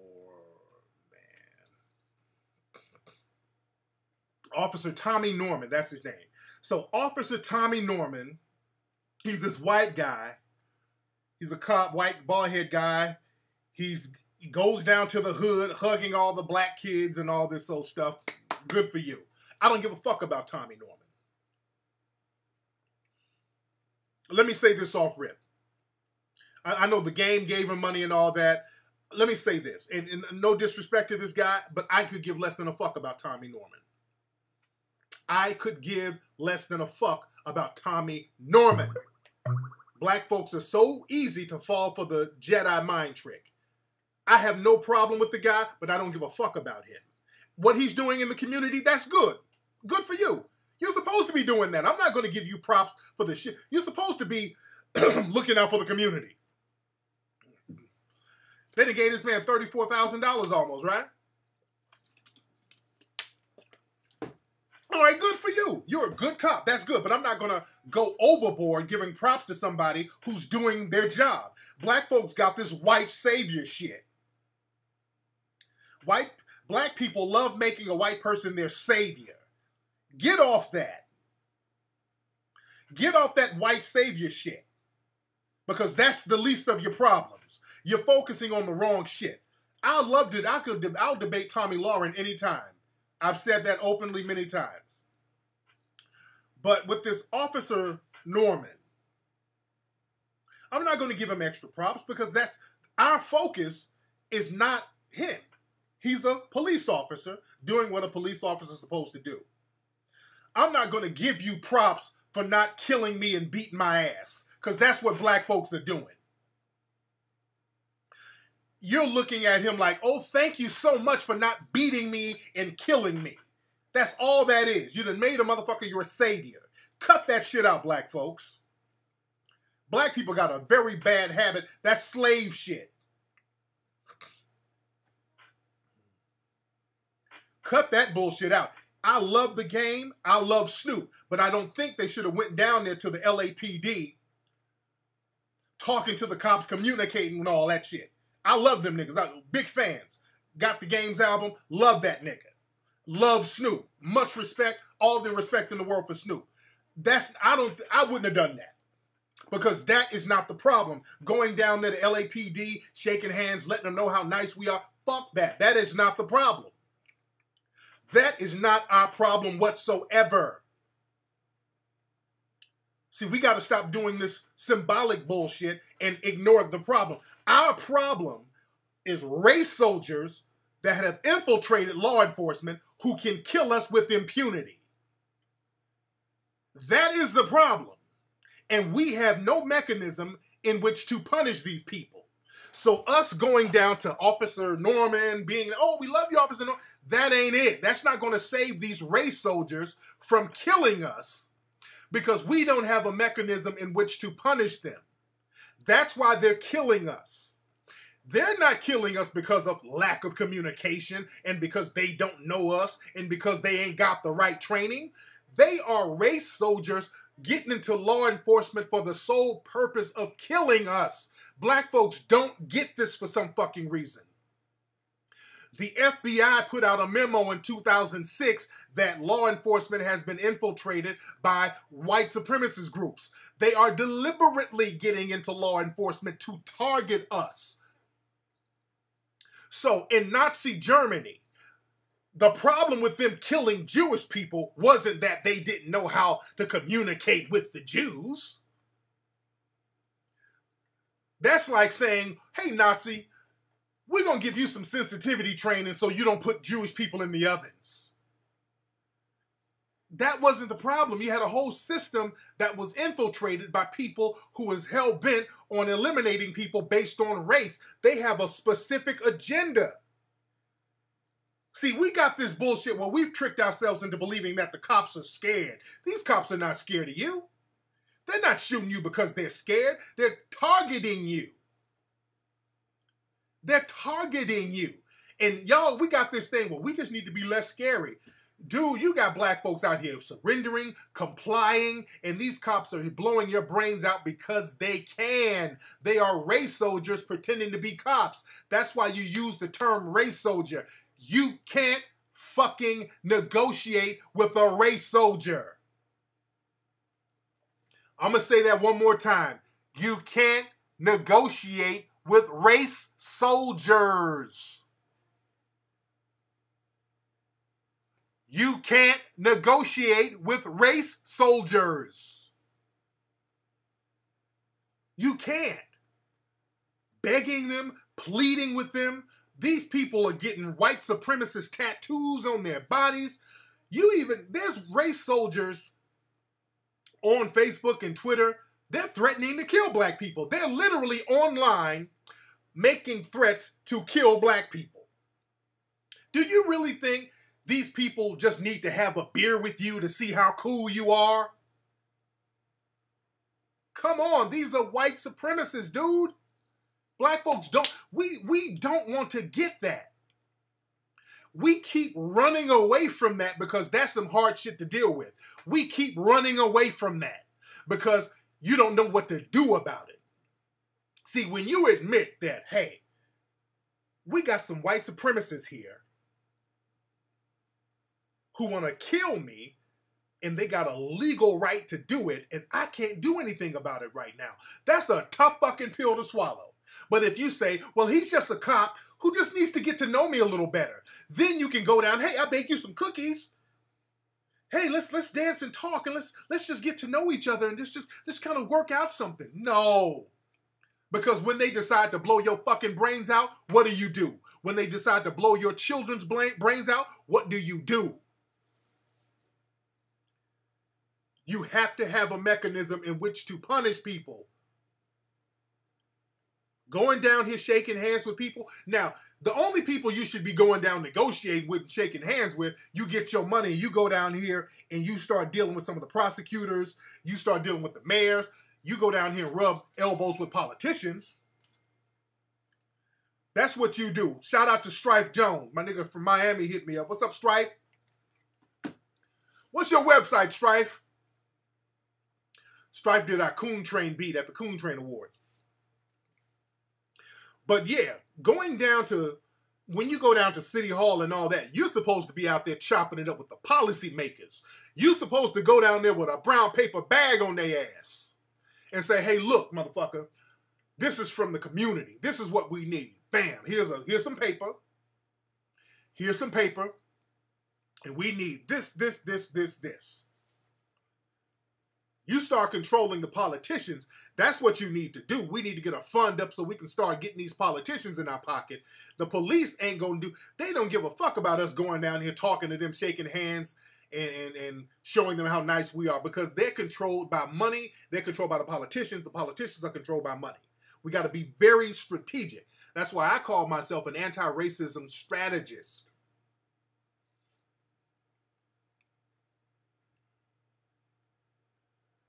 Stripe Jones Beats. If y'all want some beats, go to stripejonesbeats.com.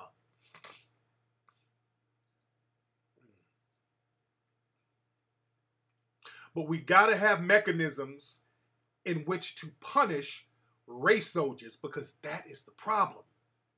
The race soldiers can do anything to you and not get punished. They've executed black folks in cold blood in the last week alone, back to back, and nothing is happening to them. Now, what happened down in Dallas, that was something that threw them for a loop. You had the brother go in for maximum emergency compensatory action. Now, that made him step back a little bit, like, uh-oh. Let's talk about this. Let's talk about it. Because they didn't expect that. They did not, because black folks for the longest, for the last 20, 40 years, but no, for the last 20 years, you know, black folks have been kind of buck dancing, scared to make a move because they know that they got black people in a comfortable position. But when black folks get into that position where we say, fuck it, that's what gets them scared.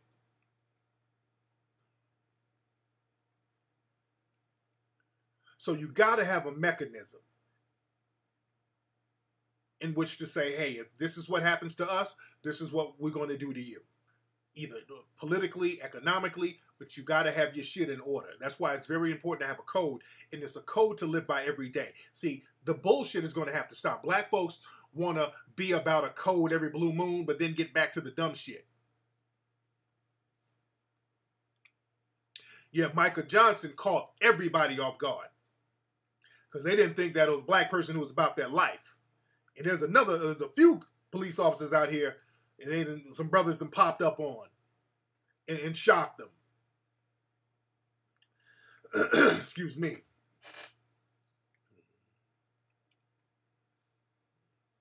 You say the Black Panthers are in Louisiana, but you got to understand this, man. Some of these organizations have already been infiltrated, bro. some of these organizations have already been infiltrated. So you got to be very careful. That's why Neely Fuller talks about the maximum emergency compensatory action, where it's basically you act alone. And that's why he said that. You act alone, because Neely Fuller always talks about if you tell too many black folks something, they'll snitch. And that's the thing. You tell too many black folks something, they'll snitch.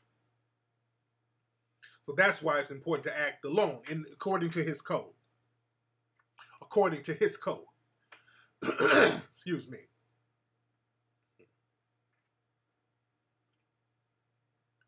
Let me see who this is. We've got somebody down in Atlanta calling. Let's see who this is. What's up? Who's calling? Whoops. Hello? Hey, what's going on, Tariq? What's up, man? Who's this? Hey, what's going on? This Najee from Jersey. Najee from Jersey. How you doing, fam?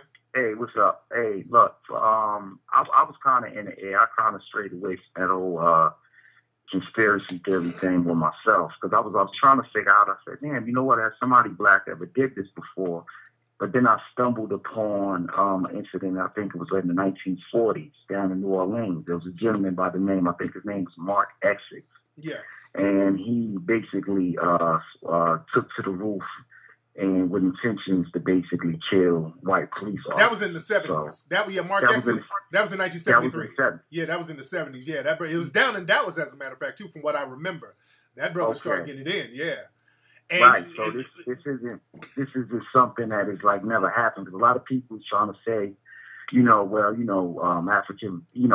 African American could never pull off such attack like this. So I mean that it has happened in history. So this isn't the first time.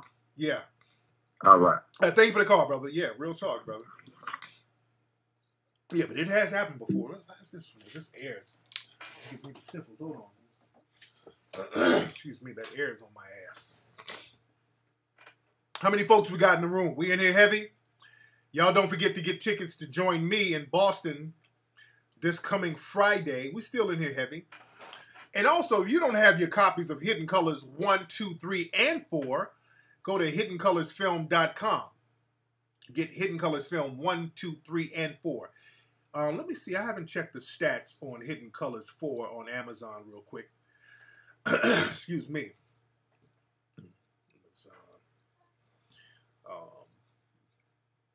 Let me see this. Did y'all see the video I put up on myself? Oh yeah, Hidden Colors 4 still number one. Still number one, holding strong. Man, for over a month, still holding strong, man. Hidden Colors 4, the number one documentary in the world. Let me ask you, what do y'all what's good to give children for that hand, foot, and mouth disease? My sons, and they have broken out like crazy. We took them to the doctor today, and they don't really have any kind of cure for the hand, foot, and mouth disease. They got little bumps all over their bodies. And I need anybody got some old wives remedies? Because yeah, that little hand, foot, and mouth disease. And we thought it was the chicken pox. They say the kids get it for a few days and then it goes away. Yeah, Texas, you saw that video I put up a seer? Yeah, I put up a video of my youngest son beating up his brother. A seer with body slamming, pile driving TJ, man. I told y'all, seer be beating the shit out of TJ.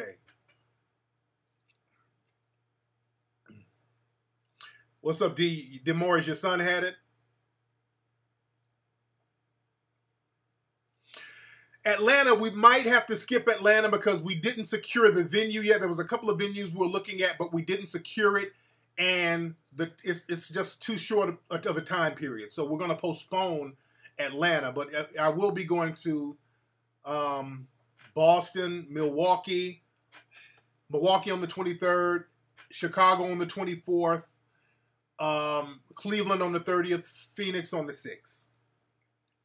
Organic raw apple cider vinegar. Oh, my sons would be shitting up a storm if I give them that.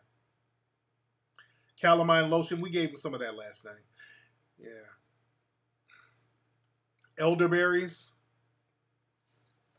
Oh, it's hot in my damn... Turn the fan back on myself. Shit, I'm sweating now. So, yeah, I want to see y'all in the place. We got a lot to talk about up in Boston. Yeah, I was just down there in Dallas, man. I was just down there in Dallas. What's up, Bartholomew? 14? What's up, Big Bart?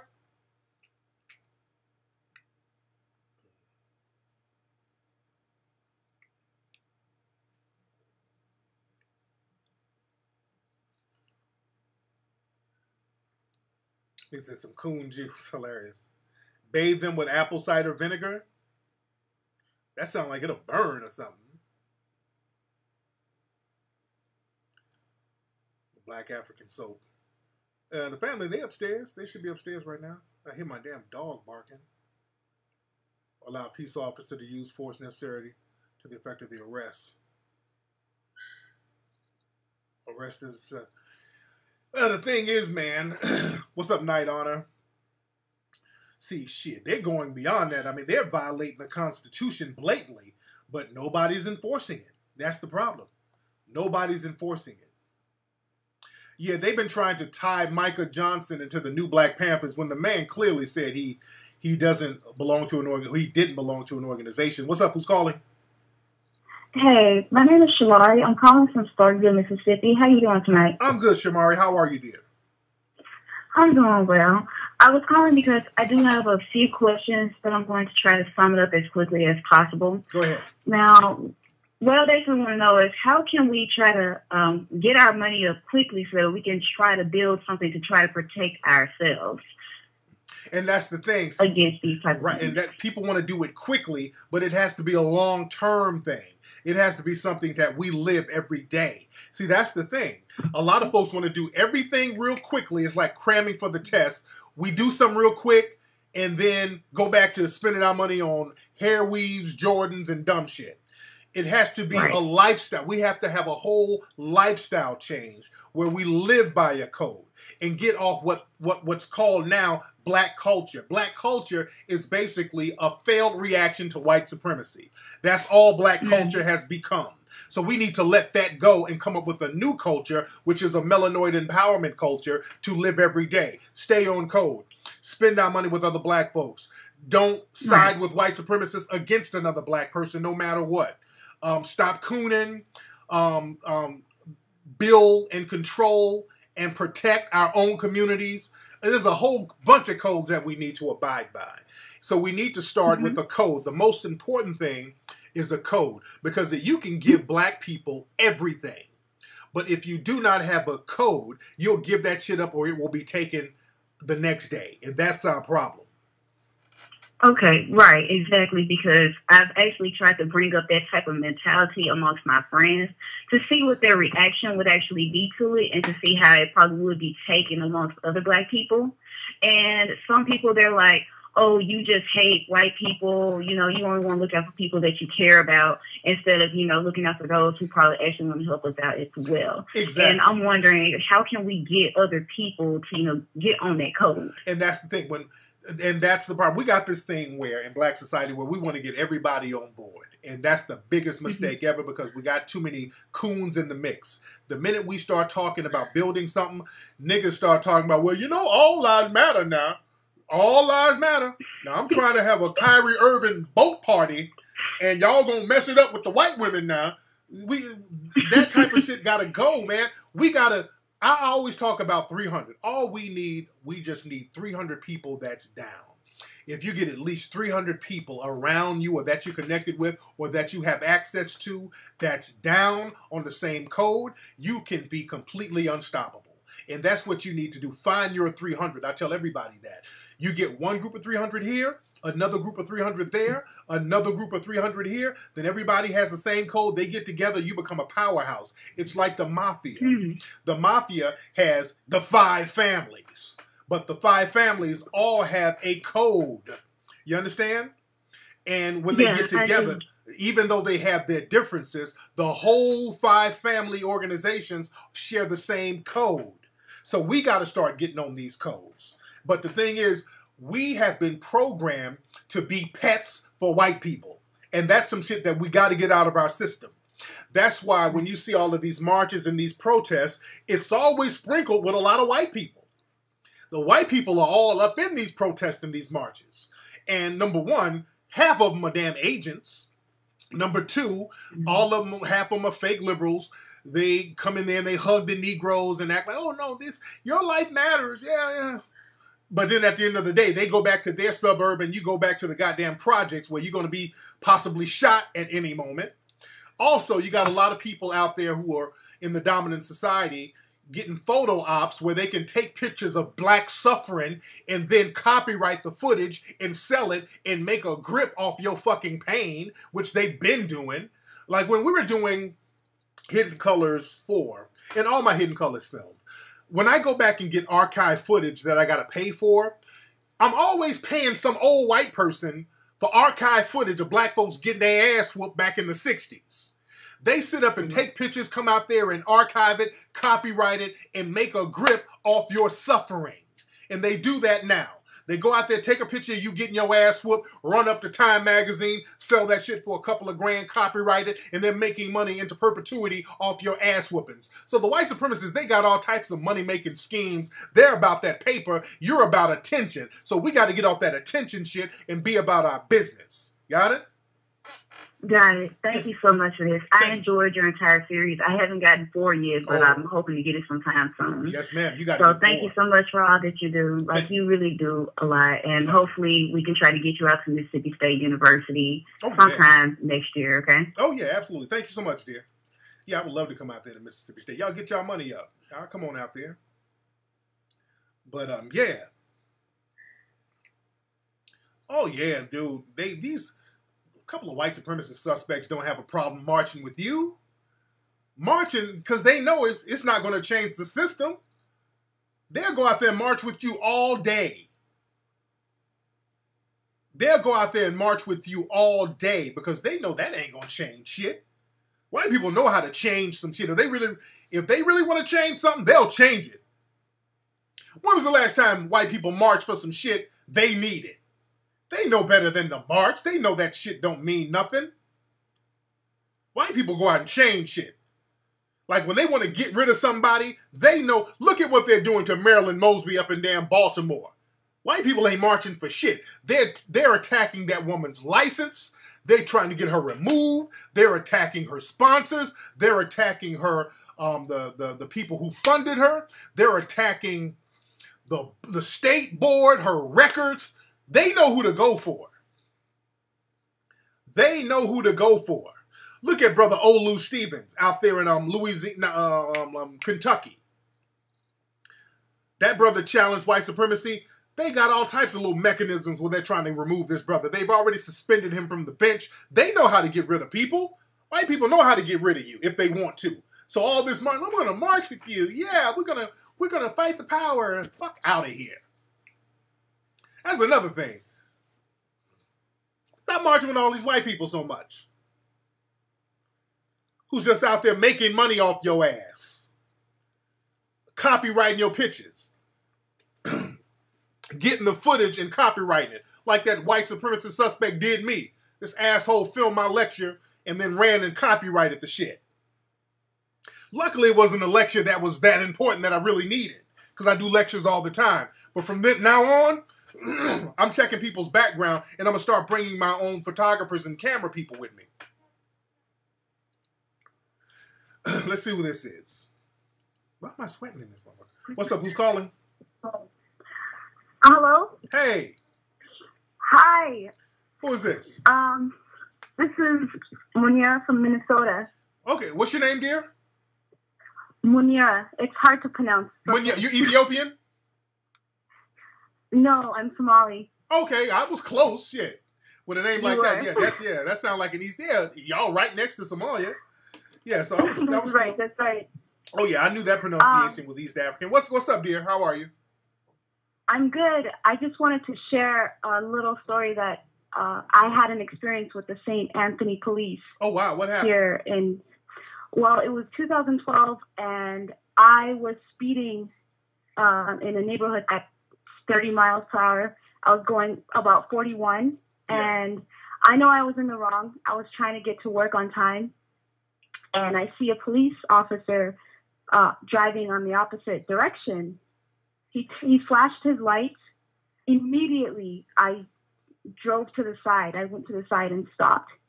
And he did this Tokyo drift U-turn. Damn.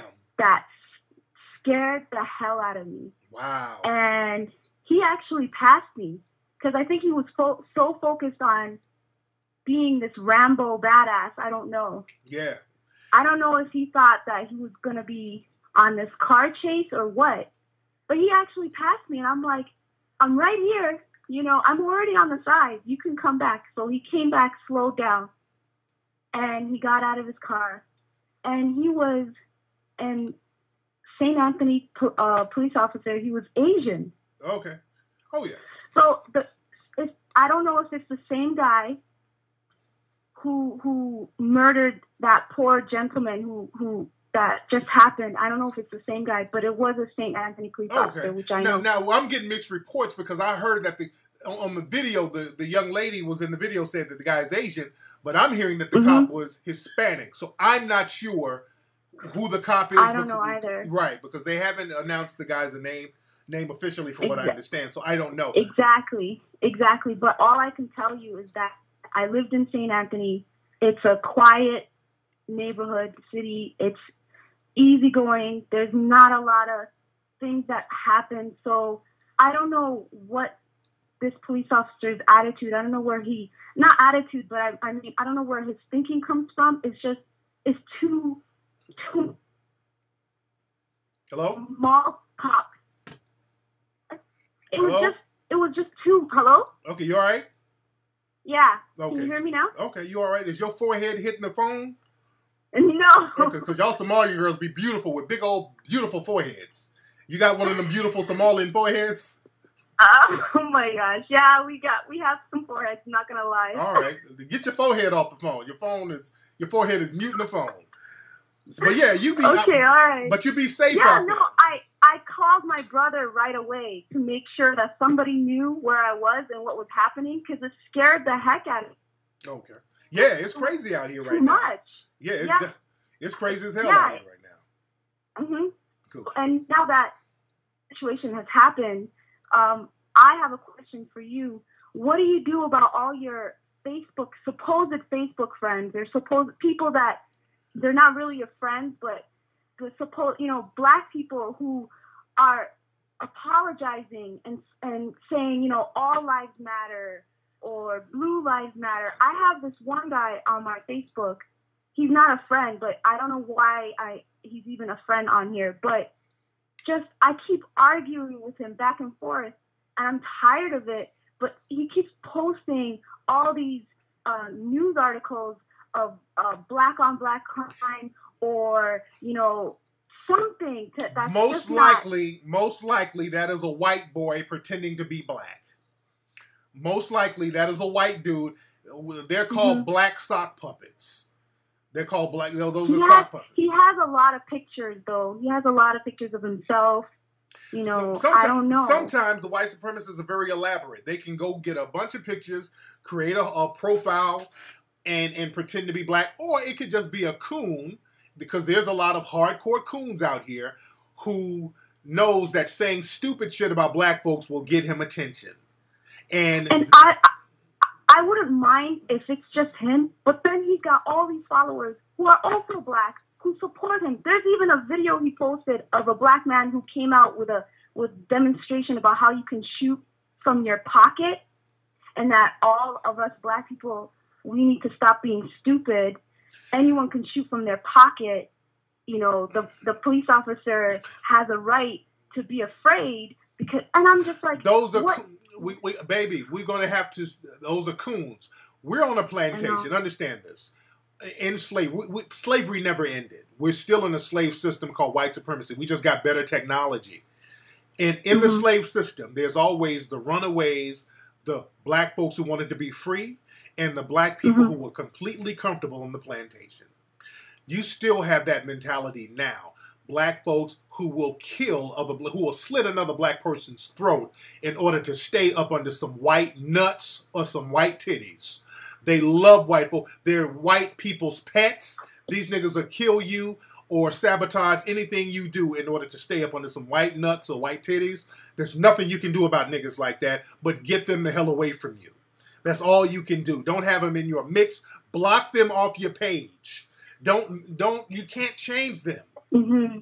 Their job is to get attention. They're totally satisfied with being on the plantation, and don't let them know your moves because they're going to sabotage them. Just it's exhausting.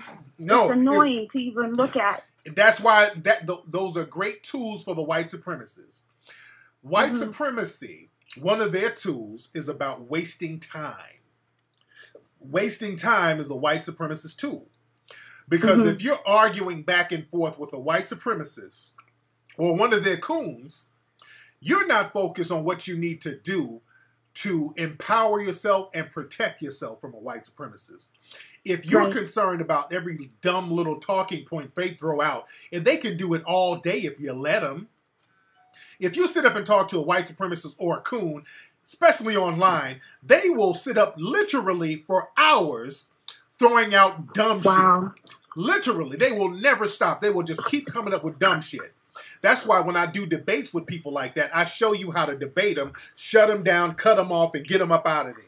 Time wasting. I watched your video for that one. How you said that you were arguing with that individual for our benefit. Yes, so that we can learn how to talk to him. Yep, I watched that. Exactly. Because do you think I'm going to really get through to that fool? He's retarded. He's ridiculous. And he was going to keep throwing out as much bullshit as he could if I didn't cut him off and then frame the conversation until the topic I wanted it to be framed to. See, we let them frame our conversation. That's how they get your ass. We got to frame the conversation. That's why you always bring it back to the main culprit, which is white supremacy. Got it? Yes. I love your movies. I've watched every Hidden Colors. I forced my family to watch it because I have a lot of work to do for my East Africans who don't consider themselves black. I don't even think they even consider themselves African. They always say, I'm Somali or I'm Muslim or whatever or whatnot. So I love your movies, your documentaries.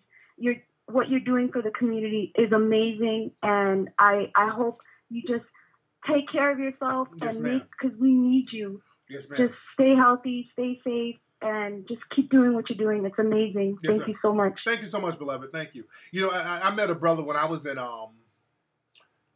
Amsterdam, and I talked about this before. When I was in Amsterdam, it was a brother. He was either from Ethiopia or Somalia. He was from one of those places.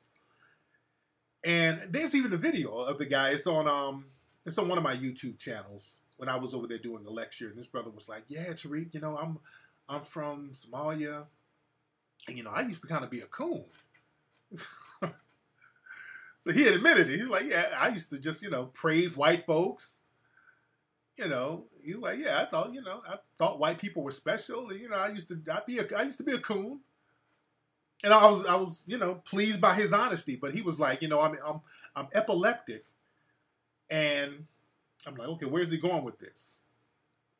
And I'm like, I ain't no doctor, motherfucker. No, he's like, no, just listen. He's like, you know, I'm epileptic, and brother, when I watch Hidden Colors, every time I watch your movies, man, I started having seizures. I'm like, what? He's like, yeah, man, all that information was overloading my brain so much, I kept having seizures watching your movies. That's how powerful the shit was. That the game was, you know, waking him up. The neurons were just waking this dude up, and he couldn't process the shit. It was overloading his brain, making him have seizures. So that the game is that heavy. If somebody has been cooning, and I talked about the different types of coons. You know, some people are coons because they don't know better. Good night, Aki. Everybody say good night to Aki. Some people are coons because they don't know better. Some people are conscious coons. They know that they're cooning, but they're cooning anyway. Excuse me.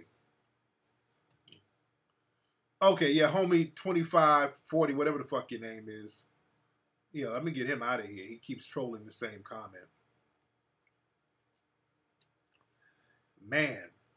But anyway, y'all, let me get up out of here. I got to go check on my kids and see if they got their little ointments and all that stuff on, because again, they've been scratching and stuff, and especially little Asir, his little itch kept him up late last night crying, so I got to check on them, make sure they're cool. But family, don't forget, go to HiddenColorsFilm.com. Get the #1 documentary in the world right now, Hidden Colors 4. Join me live. I'll be in Boston this coming Friday. I want to see all of Boston in the house, and I'm coming to a city near you. I'm on tour, the Melanoid Power Tour this week. Boston, Milwaukee, Chicago, Cleveland, Phoenix. Y'all better go. TariqLive.com. We're going to have some new Hidden Colors 4 t-shirts on sale this week. Go to TariqElite.com. And I will holler at you guys on Wednesday's show. Follow me on Twitter at Tariq Nasheed.